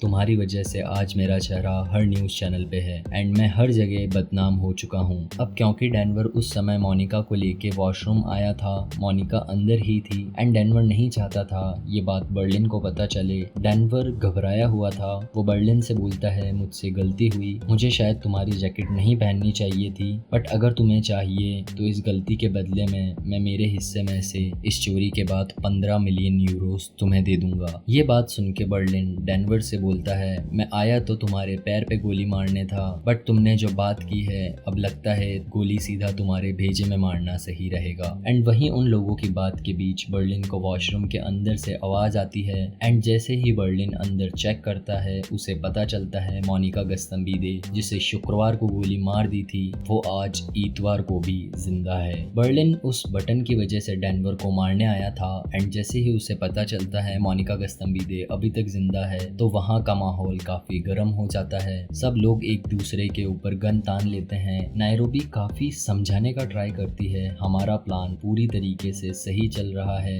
इस तरह एक दूसरे की जान लेके प्रोफेसर का ये प्लान हम बर्बाद नहीं कर सकते। बर्लिन थोड़ा शांत होता है एंड तभी वहाँ टोक्यो आती है। वो भी मोनिका को जिंदा देख के शॉक होती है, बट वो पहले बर्लिन से बोलती है प्रोफेसर का कॉल आया है, इम्पोर्टेंट है, तुम्हें मेरे साथ चलना होगा। प्रोफेसर बर्लिन को बताते हैं एक बात तुम्हारे लिए जानना बहुत जरूरी है, वो जैकेट का बटन मैंने ही रखा था कार में, तुमने एक होस्टेज को मरवाया था एंड ये तुम्हारे उस गलती की सजा थी। बट बर्लिन प्रोफेसर को दिखाता है जिंदा मोनिका गस्तम्बीदे एंड बोलता है मोनिका गस्तम्बीदे अभी तक जिंदा है, हमने उसे नहीं मरवाया। बट प्रोफेसर उसे बोलते हैं मुझे पता है वो तुम्हारी वजह से जिंदा नहीं है, हमारे लिए अच्छी बात यह है कि किसी की भी जान नहीं गई है, अब हम प्लान वेलेंसिया शुरू करेंगे। बर्लिन कॉल रखता है एंड सबको बोलता है सब तैयार रहें, हम प्लान वेलेंसिया की शुरुआत कर रहे हैं। अब रॉयल मिंट में ये लोग 3 राइफल्स एक साथ अंधाधुंध फायरिंग शुरू करते हैं एंड दूसरी ओर नायरोबी सभी लड़कियों को एक साथ चिल्लाने बोलती है ताकि ये सब आवाज सुन के पुलिस को शक हो एंड होता भी ऐसा ही है। पुलिस को सारी गन्स एंड लोगों की आवाज सुन के शक होता है। रकेल प्रोफेसर को कॉल करती है एंड बोलती है अंदर क्या चल रहा है, तुम लोगों को मरवा रहे हो। प्रोफेसर रकेल से बोलते हैं ऐसा कुछ नहीं है, हम बस बंदूकों की टेस्टिंग कर रहे थे। रकेल को प्रोफेसर पर यकीन नहीं होता एंड वो सबके जिंदा होने का प्रूफ मांगती है। इसी कॉन्टिन्यूटी के साथ में एपिसोड 10 की शुरुआत होती है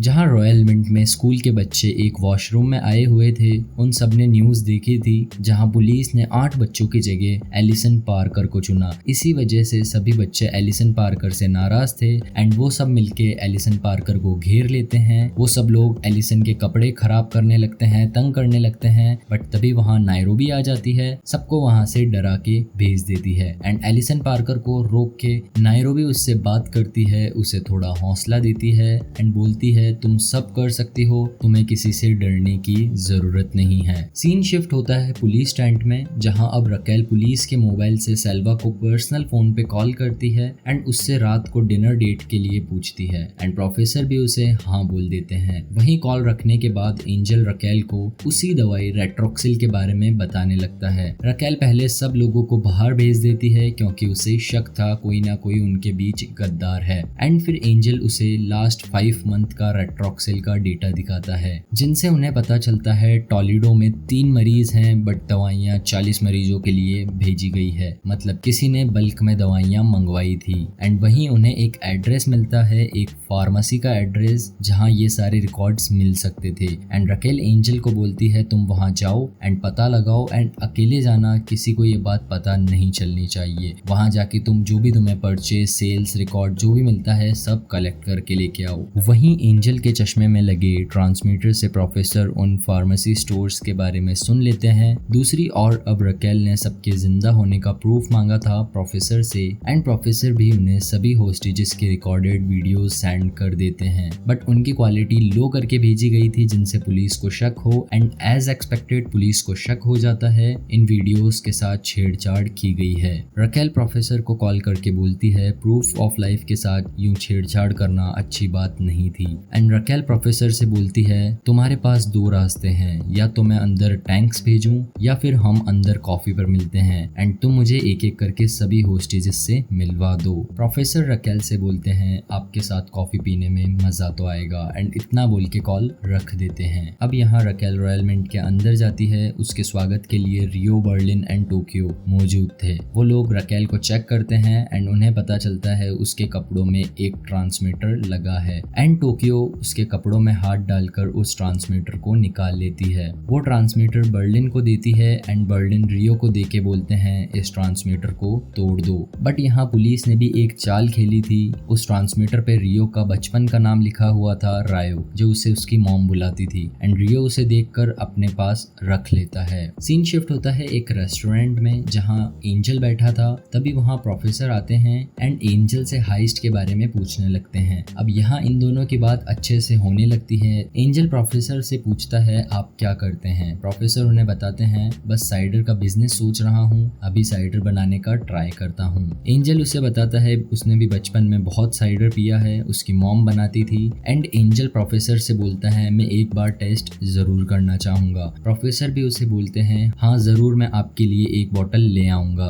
दूसरी ओर रॉयल मिंट में बर्लिन रकेल को एक कॉफ़ी ला के देता है एंड बोलता है हम माफ़ी मांगते हैं बट प्रोफेसर आपके साथ आज नहीं मिल पाएंगे, बट उन्होंने हमें बोला था कॉफ़ी ज़रूर पिलाएं, तो ये रही आपके लिए एक कॉफ़ी। अब यहाँ वो लोग एक एक करके रकेल को सभी होस्टेजेस से मिलवाना शुरू करते हैं। ये सब उनके प्लानिंग का हिस्सा था, जहाँ अब एक एक करके रकेल को सबसे मिलवाया जाता है ताकि रकेल का टाइम वेस्ट हो एंड उन चोरों को टाइम मिले खुद के पैसे छापने का। अब एक एक करके सभी होस्टेजेस रकेल से मिलवाए जाते हैं। रकेल उनसे क्वेश्चंस पूछती है, आप कैसे हैं, आपको यहाँ कैसा रखा जा रहा है, इस तरह से कुछ क्वेश्चंस रकेल सबसे पूछती रहती है। बट अब उसी बीच रकेल को समझ आने लगा था फायरिंग होना, लोगों का चिल्लाने की आवाज आना, ये सब उनके प्लान का हिस्सा था जिनसे उन्हें अच्छा खासा टाइम मिल सके। दूसरी ओर मोनिका को रकेल के सामने लाया जाता है, उसके पैर में गोली लगी थी। रियो उसे पकड़ के लाता है। रकेल उससे पूछती भी है तुम कैसी हो। मोनिका को उस वक्त बोलना पड़ता है वो ठीक है। उन्हीं की बात के बीच मोनिका के पैर से खून निकलने लगता है। यहाँ रकेल को पता चल सकता था कुछ तो गड़बड़ है, बट टोक्यो रियो मिलके बात संभाल लेते हैं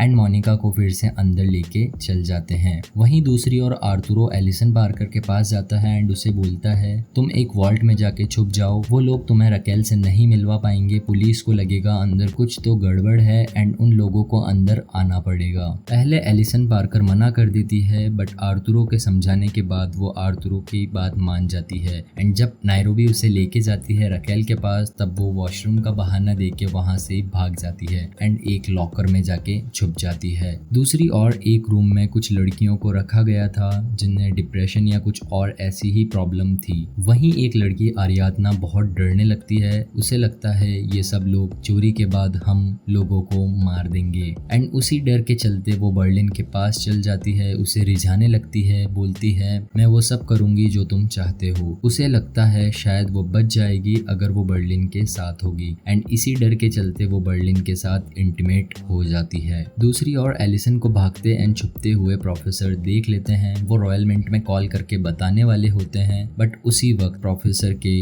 गोडाउन के बाहर की बेल बजती है एंड प्रोफेसर के गोडाउन के बाहर खड़ा था एंजल। सीन काफी इंटेंस हो जाता है। एंजल को प्रोफेसर पे शुरुआत से शक था, इसलिए वो उनका पीछा करते करते उनके गोडाउन के बाहर आ गया था। प्रोफेसर गेट खोलते हैं। एंजल प्रोफेसर से बोलता है मैं बस यहीं से गुजर रहा था एंड मैंने तुम्हें अंदर जाते हुए देखा, माफ करना मैं ऐसे ही आ गया, बट मेरा काफी मन हो रहा था वही साइडर टेस्ट करने का। अब वहाँ प्रोफेसर एंजल को साइडर एक ग्लास में भर के देने लगते हैं एंड वहीं चालाकी से एंजल एक चम्मच चुरा लेता है। रॉयल मिंट में सीन बहुत इंटेंस हो चुका था क्योंकि उन लोगों को एलिसन पार्कर को मिलवाना था रकेल से, बट एलिसन पार्कर एक जगह जाके छुप जाती है। नायरोबी एंड रियो उसे बहुत ढूंढने का ट्राई करते हैं, बट वो उन्हें नहीं मिलती। दूसरी ओर एंजल प्रोफेसर के गोडाउन में थोड़ा और देखने लगता है, वहाँ बहुत सारा सामान पड़ा था एंड उनपे कपड़ा डाला हुआ था। एंजल को शक तो होता है, बट उसी वक्त उसे एक कॉल आता है एंड उसे उस फार्मेसी का सर्च वारंट मिल जाता है एंड एंजल इसी बात को सुन के वहाँ से चल जाता है। एंजल के जाते ही प्रोफेसर भी भागते हुए जाते हैं एंड रियो को बताते हैं सेकंड फ्लोर पर ऑफिस 17 के लॉकर में छुपी हुई है वो। अब यहाँ रियो एंड नायरोबी मिलके उसे बाहर निकालते हैं एंड रकेल से मिलवाते हैं। अब यहाँ रकेल सबसे मिल चुकी थी, वो रॉयल मिंट के बाहर चल जाती है। एक गलती यहाँ प्रोफेसर कर चुके थे एंजल को उसके गोडाउन में लाके, क्योंकि एंजल ने चम्मच चुराया था एंड वो उसी चम्मच को लेके फॉरेंसिक लेबोरेटरी में देता है, जहाँ वो लोग पुलिस के उस कार की जांच कर रहे थे जिसमें प्रोफेसर बैठ के उस सिक्योरिटी गार्ड को डराते हैं। उसी कार में उन लोगों को एक फिंगरप्रिंट मिलता है, बट चेक करने पर वो किसी भी क्रिमिनल रिकॉर्ड में नहीं मिल रहा था उन्हें। एंजल उनको वही चम्मच देता है एंड बोलता है इस चम्मच के फिंगरप्रिंट कार के फिंगरप्रिंट से मैच करके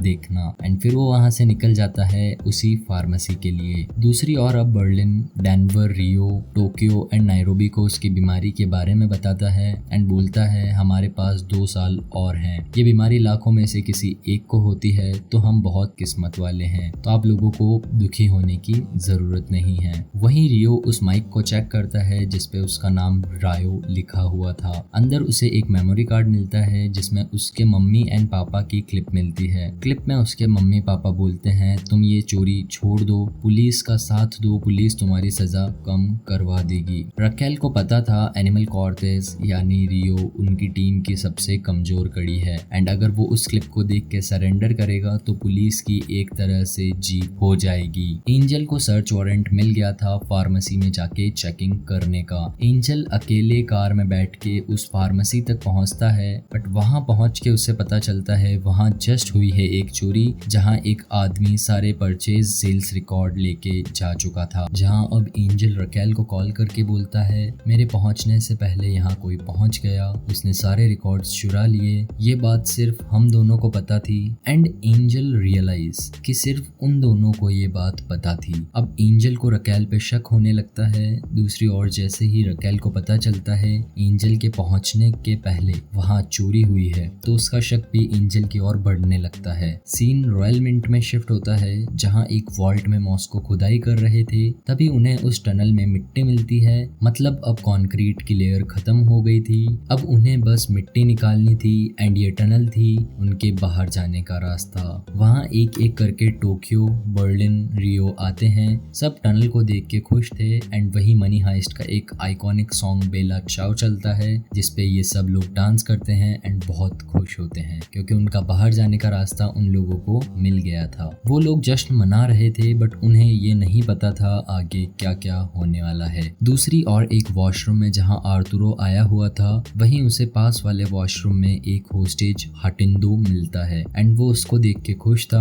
वो चुपके से उससे बात करता है। हाटिंडो उसे बताता है हम कुछ पुलिस ऑफिसर्स के साथ नीचे एक जगह कैद किए हुए हैं, हमें नीचे गोडाउन में कैद किया गया है। आर्तुरो उसे बोलता है हम लोग 2 आवर बाद यही कमोड के ऊपर कुछ हथियार जैसे हैमर, स्क्रू ड्राइवर छुपा देंगे, तुम वो सामान लेके चल जाना एंड जैसे भी पॉसिबल हो हम लोगों की जान बचा लेना। होता भी कुछ ऐसा ही है। आर्तुरो स्कूल के एक लड़के को सामान चुराने और वहीं कमोड में छुपाने बोलता है। एंड 2 आवर बाद आके वहीं हाटिंडो वो सारा सामान अपने छाती पे चिपका के ले जाता है। सीन शिफ्ट होता है पुलिस रेंट में, जहां अब सुआरेस रकेल को बताता है चोरों ने सभी एंट्रेंस पे प्लास्टिक एक्सप्लोजिव लगाए हुए हैं। एंड तभी इनकी बात के बीच पुलिस को रॉयल मिंट से सिग्नल्स आने लगते हैं। रॉयल मिंट से उन्हें एक कॉल आता है जो किया था एनिबल कॉर्टेस ने। वो पुलिस से थोड़ी देर बात करता है। रकेल उसे समझाती है अगर तुम हमारा साथ दो तो तुम्हारी सजा कम हो सकती है। बट प्रोफेसर ने ये भी प्लान किया हुआ था, जहां उन्होंने सब लोगों को बताया था जब हम लोग अंदर जाएंगे 24 से 48 घंटे में सबकी हिम्मत टूटने लगेगी, तब पुलिस किसी ना किसी को लालच देगी तुम्हारी सजा कम करवाने की। बट तुम याद रखना तुम जो क्राइम करोगे उसके लिए तुम्हें कम से कम 173 साल की जेल होगी, कोई भी बेवकूफ़ी मत करना। जहां अब रियो रकेल को सब बताता है उसने जो जो क्राइम किए हैं उसके लिए कम से कम उसे 173 साल की जेल होने वाली है। एंड वो बोलता है अगर आप लोग प्रेसिडेंट को टीवी पर लेके आए एंड उनसे बुलवाओ कि अगर कोई भी चोर पुलिस का साथ देगी तो हम उन चोरों की सजा माफ करवा देंगे। एंड अगर प्रेसिडेंट टीवी पे आके ये सब बोलते हैं तो मैं तुम्हारी हेल्प करने के बारे में सोचूंगा। उस समय रकेल हाँ बोल देती है, बट रियो समझ गया था ये सब उनकी चाल है एंड वो कॉल रख देता है। तभी वहाँ रियो के पास टोक्यो आती है एंड उससे पूछती है तुमने ऐसा क्यों किया।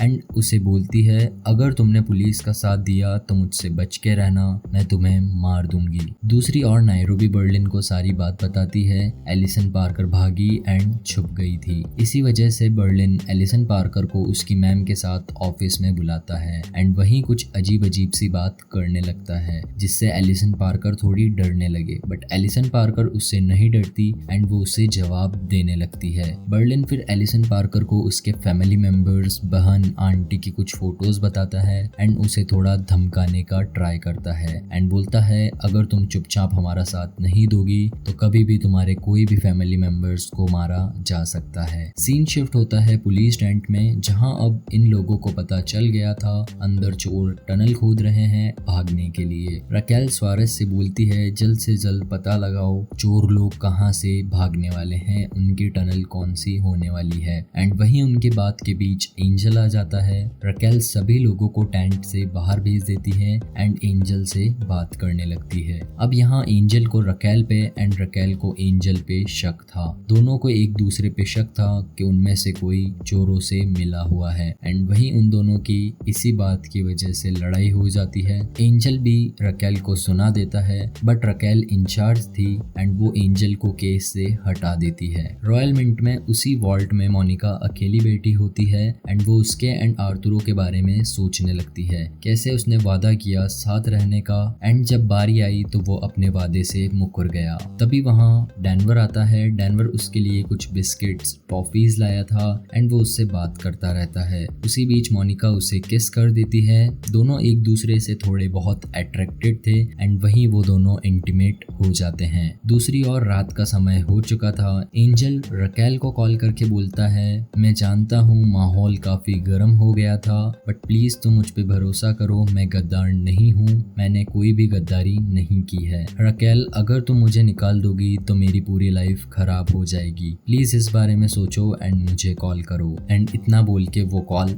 रख देता है। सीन शिफ्ट होता है एक रेस्टोरेंट में, जहाँ रकेल तैयार होके बैठी थी, सेल्वा का इंतजार कर रही थी क्योंकि वो लोग आज मिलने वाले थे। रकेल सेल्वा को कॉल करके याद दिलाती है। दूसरी ओर सेल्वा यानी प्रोफेसर भी रेडी हो रहे थे रकेल से मिलने के लिए। अब थोड़ी ही देर बाद प्रोफेसर रेस्टोरेंट पहुंच जाते हैं एंड रकेल एंड प्रोफेसर साथ बैठे होते हैं। दोनों ड्रिंक लेते हैं एंड वहीं बात के बीच सेल्वा यानी प्रोफेसर रकेल से बोलता है, हम लोग एक दूसरे से फॉर्मल होना कब बंद करेंगे। रकेल सेल्वा को बोलती है, अगर तुम टेबल के नीचे एक बार झुक के देखो तो शायद। सेल्वा यानी प्रोफेसर पहले थोड़ा शर्माते हैं एंड जैसे ही वो टेबल के नीचे देखते हैं उन्हें पता चलता है रकेल ने गन पॉइंट की हुई है उनके ऊपर। एंड रकेल सेल्वा से बोलती है, मैं खुद भी नहीं चाहती यहाँ कोई भी सीन क्रिएट हो। मुझे पता है तुमने उस वेयर हाउस में कुछ छुपा रखा है जहाँ तुम साइडर बनाने का नाटक करते हो। हमारे पास दो ऑप्शंस हैं, या तो तुम कोऑपरेट करो एंड मुझे वेयर हाउस लेके चलो, या फिर मैं सर्च वारंट लेके पुलिस के साथ आऊंगी, और याद रखना मुझे उसमें ज्यादा देर नहीं लगेगी। इसी कॉन्टिन्यूटी के साथ में एपिसोड 12 की शुरुआत होती है, जहां एंजल कार चलाते चलाते ड्रिंक कर रहा था एंड बहुत नशे में होने की वजह से वो रकेल को कॉल करता है। कभी रकेल को गालियां बकता है क्योंकि उसने 15 साल की दोस्ती होने के बावजूद भी उस पे शक किया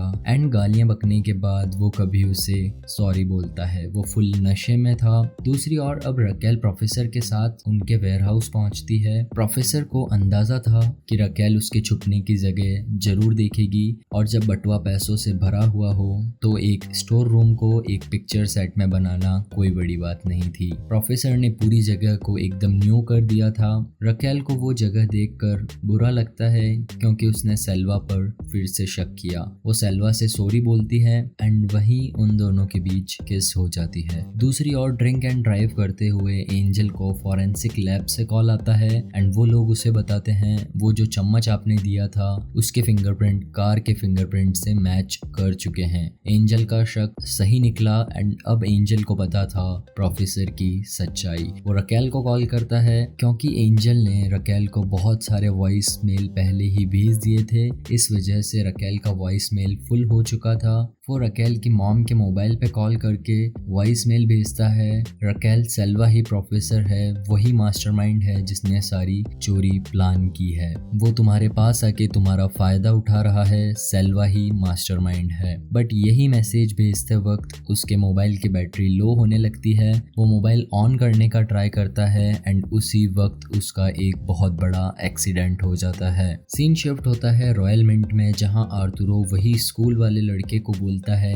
नीचे वो लोग 10:30 तक तैयार रहेंगे, हमें नीचे पहुंचना होगा। बट आर्थुरो मोनिका गस्तम्बीदे को लिए बिना अकेले भागना नहीं चाहता था, इसलिए वो हेलसिंकी को कहता है मोनिका से सही से बात नहीं कर पाया, प्लीज मुझे एक बार मोनिका से बात करवा दो, उससे मिलवा दो। हेलसिंकी भी उसकी बात मान के उसे उसी वॉल्ट में लेके जाता है जहां मोनिका एंड डेनवर होते हैं। उसका प्लान था हेलसिंकी के साथ मोनिका के पास जाएगा एंड हेलसिंकी को उसी कैंची से घायल करके मोनिका को लेके भाग जाएगा। बट वॉल्ट के बाहर पहुंच के उसे कुछ आवाज आने लगती है एंड गेट खोलते ही उसे पता चलता है मोनिका एंड डेनवर अंदर इंटीमेट हो रहे थे। ये देख के आर्थुरो को बहुत बुरा लगता है। वो डेनवर पे गुस्सा था। सीन शिफ्ट होता है बेसमेंट में, जहां आर्थुरो द्वारा दिए गए टूल्स की मदद से सिक्योरिटी गार्ड एंड बाकी कैदी अपने हाथ खोल लेते हैं। दूसरी ओर आर्थुरो डेनवर को फाइट के लिए चैलेंज करता है, जहां अब हेलसिंकी मोनिका को बाहर ले जाता है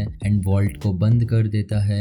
आर्थुरो डेनवर पे गुस्सा था, वो उससे फाइट करने का ट्राई करता है, बट आर्थुरो डेनवर से नहीं लड़ पा रहा था। बट आर्थुरो चालाकी से वही कैंची उसके पीठ में घोंप देता है। डेनवर ज्यादा घायल तो नहीं हुआ था, बट अब डेनवर को आर्थुरो पे बहुत गुस्सा आने लगा था। वो उसे मारने वाला था। आर्थुरो उससे माफी मांगता है, मुझसे गलती से ये सब हुआ, मुझे बस गुस्सा आ रहा था। बट डेनवर उससे पूछता है, तो मुझे एक वजह बता जिसके लिए मैं तुझे छोड़ दूं। एंड वहीं आर्थुरो उसको उनका प्लान बता देता है, जिस प्लान से नीचे 16 कैदी भागने वाले थे। ये सुन के डेनवर भागते हुए जाता है एंड बर्लिन को बताता है नीचे सिक्योरिटी गार्ड एंड 16 कैदी भागने वाले हैं। बर्लिन को जब पता चलता है कुछ कैदी भागने वाले हैं, वो प्रोफेसर को कॉल करते हैं, बट प्रोफेसर तो वहाँ थे ही नहीं जहाँ उनका होना बहुत जरूरी था। प्रोफेसर एंड रकेल की दूरियां कम हो गई थी एंड वो दोनों भी इंटीमेट हो गए थे। सीन रॉयल मिंट में शिफ्ट होता है, जहाँ ऑस्लो चेकिंग के लिए सभी कैदियों के पास पहुंचता है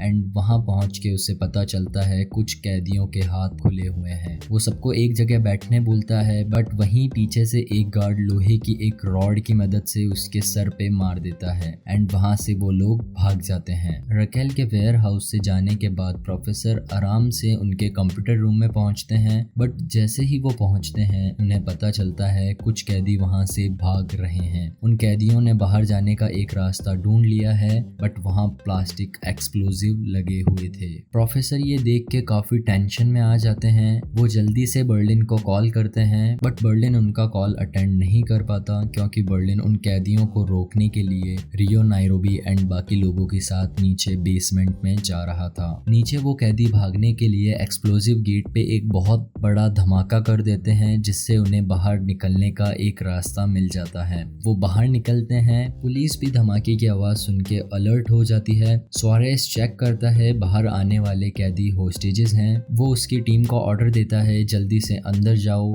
एंड होस्टेजेस की सेफ्टी हमारे लिए सबसे मेन प्रायोरिटी है। सीन शिफ्ट होता है रकेल पे, जहां उसे कुछ भी आइडिया नहीं था रॉयल मिंट में क्या चल रहा है। वो एक रेस्टोरेंट पहुंचती है, जहां न्यूज में उसे पता चलता है रॉयल मिंट से 15 से 16 होस्टेजेस भागने में कामयाब रहे। ये सुन के वो पुलिस हेडक्वार्टर जाने वाली होती है, बट वहीं एक और न्यूज बताई जाती है, डेप्यूटी इंस्पेक्टर एंजल का हुआ एक बहुत बड़ा एक्सीडेंट। ये सुन के रकेल सबसे पहले हॉस्पिटल पहुंचती है, जहां उसे एंजल बेहोश मिलता है। सीन शिफ्ट होता है पास्ट में, जहां एक रूम में नायरोबी बीमार बैठी थी। प्रोफेसर वहां पहुंचते हैं, उसे चेक करते हैं एंड नायरोबी प्रोफेसर को थोड़ी देर खुद के साथ लेटने बोलती है। नायरोबी प्रोफेसर से थोड़ी देर बात करती है एंड प्रोफेसर के इस चोरी के प्लान की तारीफ करती है एंड वहीं वो बोलती है, टोक्यो ने मुझे बताया ये प्लान आपका नहीं है। प्रोफेसर उसे बताते हैं, हाँ ये प्लान मेरा नहीं है, ये प्लान मेरे जिंदगी के सबसे खास इंसान का प्लान था। मेरा बचपन हॉस्पिटल के बेड पे ही निकला,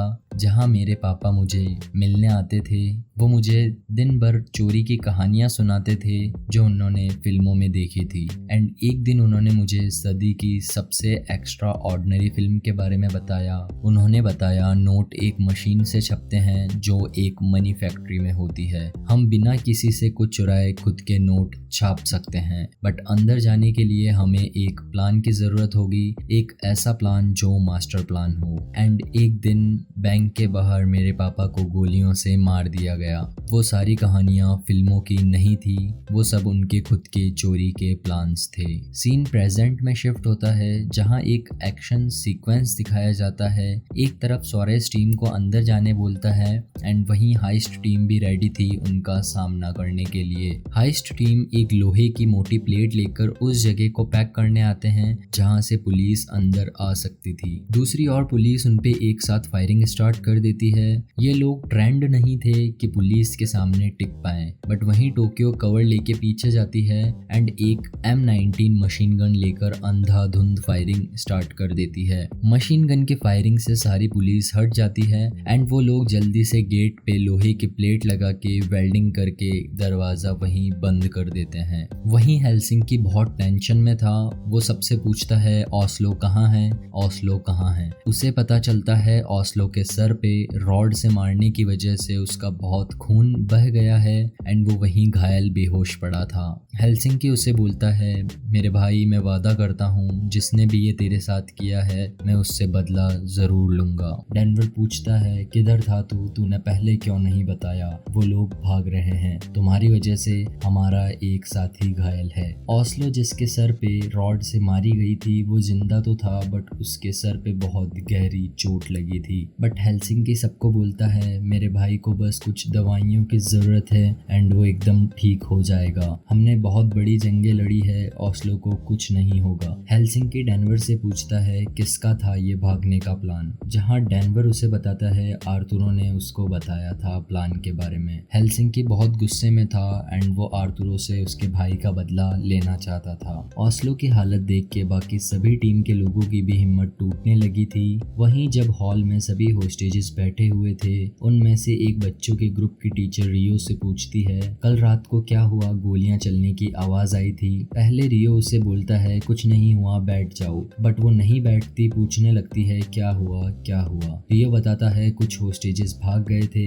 ये सुन के सभी होस्टेजेस की हिम्मत बढ़ जाती है। वो सब लोग उठ के ताली बजाने लगते हैं। रियो सबको समझाता है, चुप होने बोलता है, बट वो लोग नहीं रुक रहे थे। फिर टोक्यो को हवा में गन फायर करनी पड़ती है, तब जाके वो लोग चुप होते हैं एंड बैठ जाते हैं। एंड टोक्यो को एंड बाकी लोगों को भी अब पता चलने लगा था, होस्टेजेस की हिम्मत बढ़ने लगी है। सीन पास्ट में शिफ्ट होता है जहाँ प्रोफेसर सबको बताते हैं एक टाइम बाद होस्टेजेस का हौसला बढ़ने लगेगा। शायद उनमें से कुछ लोग वहाँ से भागने की कोशिश करेंगे और शायद कुछ लोग भागने में कामयाब भी रहें। सबको लगता है ऐसा नहीं होगा, हमारे पास गन्स रहेगी एंड वो लोग हमसे डरेंगे। प्रोफेसर बताते हैं हम लोगों को उनका हमदर्द बनना पड़ेगा, उनका भरोसा जीतना होगा। प्रोफेसर सबसे पूछते हैं क्या ऐसी चीज है जो हम सब लोगों को जोड़ी हुई है। कोई गेम्स बोलता है एंड कोई प्यार, बट प्रोफेसर बोलते हैं सबसे मेन है पैसा। हमें होस्टेजेस को पैसे का लालच देना होगा। हम होस्टेजेस को दो ऑप्शंस देंगे, या तो हमारे साथ कोऑपरेट करके पैसा ले जाएं या फिर आज़ादी बिना पैसे के। ये करने का इनका मेन मकसद था उन लोगों को अलग करना जो आज़ादी चुनेंगे, क्योंकि वो लोग उनके लिए सबसे बड़ा खतरा थे। सीन प्रेजेंट में शिफ्ट होता है जहां इसी प्लान को अब एग्जीक्यूट किया जाता है। बर्लिन नायरोबी एक एक करके सभी होस्टेजेस को ऑफिस में बुलाते हैं एंड उन्हें ऑफर देते हैं या तो बिना पैसे के आज़ादी या फिर 1 मिलियन यूरोस। सबको ये ऑफर बता के सोचने के लिए समय दिया जाता है। एक तरफ आरियादना जो डर की वजह से बर्लिन के साथ हुई थी, वो बर्लिन को आज़ादी के लिए बोलती है, बट बर्लिन उसे समझाता है आज़ादी जो बताई जा रही है शायद वो ना मिले। दूसरी ओर डेनवर जो मोनिका से प्यार करने लगा था वो भी मोनिका को रुकने बोलता है एंड कुछ समय बाद सबको एक जगह खड़ा करके एक लाइन खींच दी जाती है। जो लाइन के दूसरी ओर जाएगा उसे मिलेगी आज़ादी, बट बिना पैसे के उन्हें बाहर जाना होगा। एंड जो लोग रुकेंगे कोऑपरेट करेंगे उन्हें मिलेंगे 1 मिलियन यूरोस। कुछ लोग अब लाइन क्रॉस करके आज़ादी की तरफ जाते हैं। वहीं आरियादना को ऊपर बर्लिन के साथ देखकर आर्थुरो को समझ आ गया था कुछ तो गड़बड़ है एंड वो हाइस्ट टीम के साथ रुकने का डिसाइड करता है। जिन लोगों ने आज़ादी चुनी उन्हें बेसमेंट में एक दूसरी जगह कैद कर दिया जाता है। प्रोफेसर के प्लान के हिसाब से अब वो लोग अलग हो गए थे जो शायद उनके लिए खतरा बन सकते थे। दूसरी ओर अब जो होस्टेजेस लास्ट एपिसोड में भागने में कामयाब रहे थे उनको पुलिस टेंट में बुलाया जाता है एंड उनसे पूछताछ की जाती है। अंदर कितने चोर हैं, उन्होंने कैमरा कहाँ कहाँ लगाए हुए हैं। वहीं होस्टेजेस उन्हें बताते हैं वो लोग उनसे एक टनल खुदवा रहे थे भागने के लिए शायद। अब पुलिस का शक और भी बढ़ गया था कि चोर टनल खोद के वहां से निकलेंगे। वहीं पूछताछ के बीच रकेल पुलिस टेंट में पहुंचती है। प्रियतो उसे बताते हैं एंजल गद्दार नहीं था। जब वो अंदर गया था मेडिकल टीम के साथ, शायद उस समय एंजल के चश्मे में उन लोगों ने एक ट्रांसमीटर लगा दिया था जिससे वो हमारी बातें सुन रहे थे। रकेल को ये सुन के गिल्ट फील होने लगता है एंड वहीं वो एंजल के भेजे हुए सारे वॉइस मेल चेक करती है जो एंजल ने एक रात पहले भेजे थे। रकेल ये सब सुन के गुस्से में रॉयल मिंट के बाहर पहुंच जाती है। वो किसी की बात नहीं सुन रही थी, बस सीधा रॉयल मिंट के बाहर पहुंचने लगती है। तभी हेल्सिंकी उस पे गन पॉइंट करता है बट सॉरेस एंड प्रियतो उसे पीछे ले जाते हैं फिर से पुलिस स्टैंड में। सीन शिफ्ट होता है रकेल के घर जहां उसकी मॉम वही वॉइस मेल सुनती है जिसमें एंजल बोलता है हमें वो बंदा मिल गया है जो चोरों की बाहर से मदद कर रहा है। वो सेल्वा है, उसी ने पुलिस की कार में आके सिक्योरिटी गार्ड को धमकाया, वही प्रोफेसर है। रकेल की मॉम को भूलने की बीमारी थी इसलिए वो उसे एक चिट पर लिख लेती है एंड रकेल को कॉल करके ये सारी बात बताने वाली होती है। बट रकेल का मोबाइल बंद था एंड रकेल का वॉइस मेल भी फुल था, इस वजह से वो रकेल से बात नहीं कर पाती। रकेल की मॉम कुछ चिट्स ढूंढती है एंड एक चिट उन्हें मिलती है जिसमें उन्हें प्रोफेसर यानी सेल्वा के नंबर मिलते हैं। वो सेल्वा को कॉल करके बोलती है आप रकेल तक एक मैसेज पहुंचा देंगे, वो एंजल का है, शायद वो जरूरी मैसेज है। एंड जो मैसेज उसने चिट पे लिखा था वही मैसेज प्रोफेसर को बता देती है। ये सुनकर अब प्रोफेसर काफी शॉक में रहते हैं क्योंकि उन्हें अब प्लान को बचाने के लिए उस शख्स की मॉम को मारना होगा जिसे वो प्यार करने लगा था। वहीं उसकी मॉम के कॉल के बाद प्रोफेसर को रकेल का कॉल आता है। रकेल उस समय काफी टेंशन में थी। वो सेल्वा को बोलती है क्या तुम मुझसे प्लीज मिल सकते हो, बट प्रोफेसर उससे बोलते हैं मुझे कुछ जरूरी काम है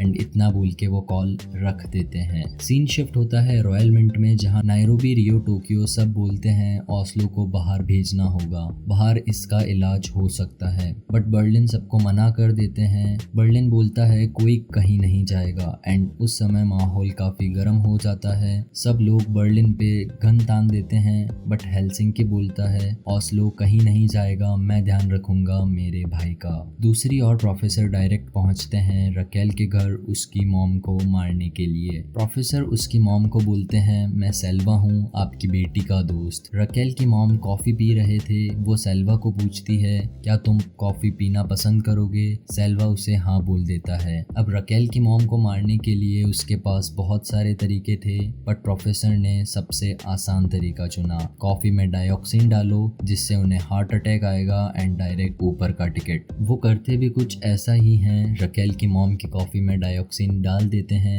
बट जैसे ही रकेल की मॉम कॉफी पीने लगते हैं प्रोफेसर का जमीर जागता है एंड वो कॉफी गिरा देते हैं। उसकी मॉम सेल्वा को उस समय कुछ नहीं बोलती एंड कुछ सेकंड्स रुकने के बाद उसकी मॉम बोलती है मुझसे कॉफी का कप गिर गया, ये मुझसे क्या हो गया, मैं जल्दी से इसे साफ कर देती हूँ। प्रोफेसर को समझ आने लगा था उसकी मॉम को भूलने की बीमारी है और शक हकीकत में बदला जब प्रोफेसर ने कुछ नोट्स देखे जहाँ उन्होंने सब लिखा हुआ था रकेल मेरी बेटी है, वो मुझसे बहुत प्यार करती है। ये सब देख के प्रोफेसर को पता चल गया था रकेल की मॉम को भूलने की बीमारी है। वहीं उन्हें एक नोट मिलता है एंजल वाला, वो उसे फेंक देते हैं एंड जो वॉइस मेल आया हुआ था एंजल का उसे भी डिलीट कर देते हैं। प्रोफेसर एक कातिल बनते बनते बच जाते हैं एंड वहीं थोड़ी देर बाद रकेल पहुंचती है एंड प्रोफेसर को वहां देख के थोड़ा शॉक होती है। वो पूछती है तुम यहाँ। प्रोफेसर बोलते हैं हाँ मेरा काम यही था एंड वो उसे कुछ फूल्स का एक बुके देते हैं एंड बोलते हैं शायद मैंने तुम्हारा गार्डन खराब कर दिया।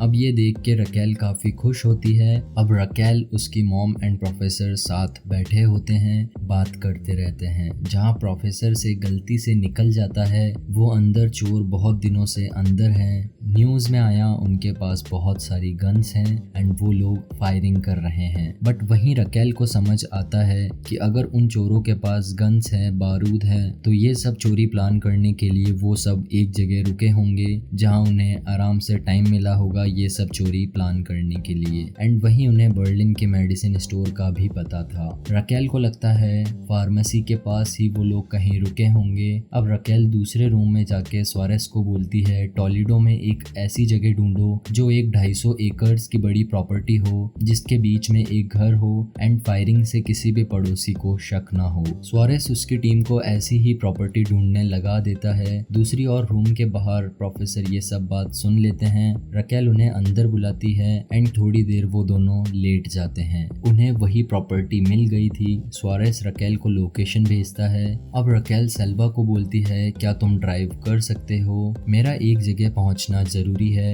एंड अब प्रोफेसर एंड रकेल उस जगह के लिए निकल जाते हैं जहां प्रोफेसर ने उनकी टीम के साथ 5 महीने प्लानिंग की थी। सीन पास्ट में शिफ्ट होता है एंड इस सीजन का मेरा सबसे फेवरेट सीन दिखाया जाता है जहां प्रोफेसर एंड बर्लिन साथ बैठे होते हैं। बर्लिन प्रोफेसर से बात कर रहा था एंड उन्हें एक नाम से बुलाता है, सर्गियो। एंड उनकी एक कॉन्वर्सेशन दिखाई जाती है दिल छूने वाले सॉन्ग के साथ, बेला चाओ। प्रोफेसर चोर थे बट वो इस चोरी के साथ क्रांति लाना चाहते थे दुनिया के सभी लोगों के बीच। सीन प्रेजेंट में शिफ्ट होता है जहां प्रोफेसर रकेल को लेके उसी जगह पहुंच गया था जहां उन्होंने सारी प्लानिंग की थी। एंड वहीं उन्हें बहुत सारे सबूत मिलते हैं जिनमें डीएनए एंड फिंगरप्रिंट्स शामिल थे। एंड वहां बहुत सारे फोरेंसिक एक्सपर्ट आ चुके थे, बहुत सारे पुलिस वाले भी आ चुके थे। वहीं सुआरेस रकेल को ऊपर बुलाता है। वो बोलता है, यहाँ आओ, यहाँ कुछ जरूरी चीज है। एंड उन्हें एक टेबल पर पूरा प्रोफेसर का प्लान मिलता है। वो लोग कैसे अंदर जाएंगे, कब क्या करना होगा, उन्हें सब कुछ पूरा प्लान एक टेबल पर मिल जाता है। साथ में वही पास्ट का सीन दिखाया जाता है जहां बर्लिन प्रोफेसर सॉन्ग गाते हैं, एक दूसरे के साथ होते हैं एंड वहीं बर्लिन प्रोफेसर को गले लगाता है। सीजन 1 यहीं पे खत्म होता है एक बहुत बड़े सस्पेंस के साथ। अब आगे क्या होगा? क्या प्रोफेसर का पूरा प्लान रकेल समझ लेगी एंड उन्हें पकड़ लेगी? बर्लिन ने प्रोफेसर को सर्गियो नेम से क्यों बुलाया? क्या उन दोनों के बीच रिश्ता है? प्रेजेंट सिचुएशन को संभालने के लिए प्रोफेसर का अगला कदम क्या होगा? ये सभी सवालों के जवाब हमें मिलेंगे अगले सीजन में, जिसका एक्सप्लेनेशन भी आपको जल्द ही इस चैनल पर देखने को मिलेगा। तब तक के लिए अपना प्यार बनाए रखें। अगर वीडियो पसंद आई हो तो लाइक, शेयर और सब्सक्राइब करना ना भूलें। मिलते हैं अगले एपिसोड के एक्सप्लेनेशन के साथ। तब तक के लिए टेक केयर, कीप वॉचिंग।